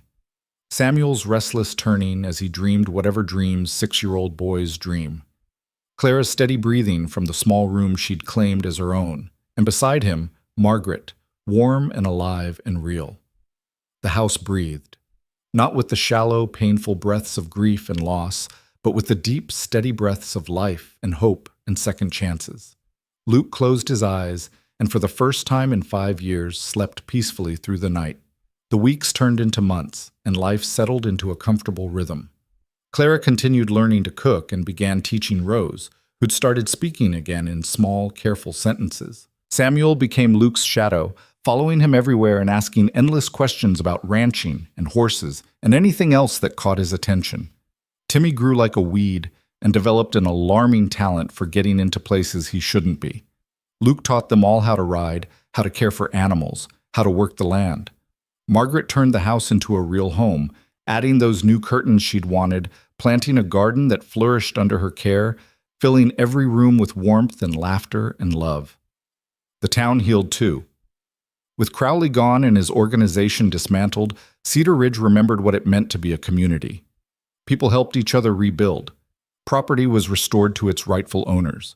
The corrupt officials were removed from office and replaced with honest men and women who actually cared about serving the public. Henderson and Jefferson became regular visitors to Luke's ranch, often bringing their own families for Sunday dinners that stretched into the evening. Widow Guthrie became like a grandmother to the children, spoiling them with sweets and stories about the old days. Even Doc Collins and Sheriff Morrison were frequent guests, though Tom always complained that Margaret's cooking was making him fat. Pike and his family moved to a small farm just outside Cedar Ridge. The man worked hard to rebuild his reputation, and slowly the town forgave him for his past crimes. His children and Margaret's children became fast friends, playing together whenever the families visited. On a warm evening, 6 months after the wedding, Luke stood on his porch watching the sunset. It had become his ritual, this quiet moment at the end of each day, taking stock of all he had, all he'd been given. Margaret joined him, as she always did, and they stood together watching their children play in the yard. Samuel was showing Timmy how to feed the chickens without getting pecked. Rose was reading to Clara from a book Doc Collins had given her. They were happy. They were safe. They were home. "What are you thinking about?" Margaret asked. "About how lucky I am," Luke said. "About how different my life is now compared to a year ago. About how one choice, one moment of stopping instead of riding past, changed everything." Margaret took his hand. "Do you ever regret it, stopping that day?" "Not for a second. Even with everything that happened, the danger, the fighting, the fear, especially because of all that, because it led us here, to this moment, to this life, to this family." Luke turned to look at her. "You and the children didn't just give me back my life. You gave me back my future. And you gave us a home," Margaret replied. "A real home where we don't have to be afraid anymore. Where my children can grow up safe and loved. Where I can wake up every morning next to someone who sees me, really sees me, and loves me anyway." They stood together as the sun painted the sky in shades of orange and purple and gold. Stood together as their children laughed and played. Stood together as the house breathed around them, alive and full and whole.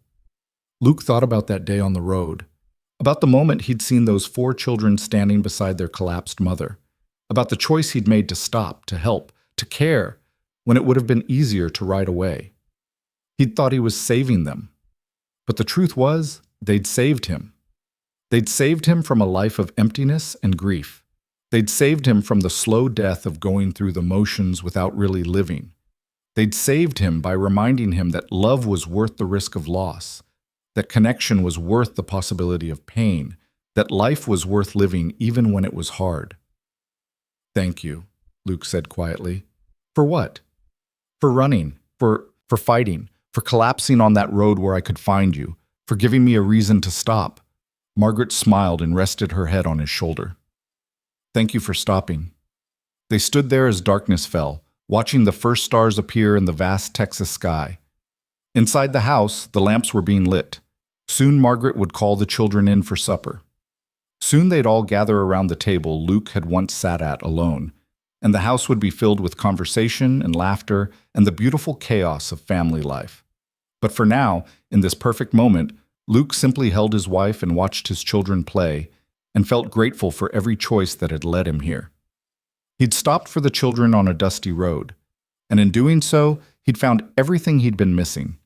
His house breathed again, his heart beat again, and the life he'd thought was over had only been waiting for the right people to help him begin it anew. The ranch stretched out before them, bathed in the last light of day. The cattle moved slowly toward the water tank. The horses grazed peacefully in the pasture. The chickens settled in for the night. Everything was exactly as it should be. Luke Mercer, rancher, husband, father, stood on his porch and knew with absolute certainty that he was finally, truly home. And it all started the day he stopped for the children, the day he chose compassion over caution, connection over isolation, love over fear, the day everything changed, the day his life began again.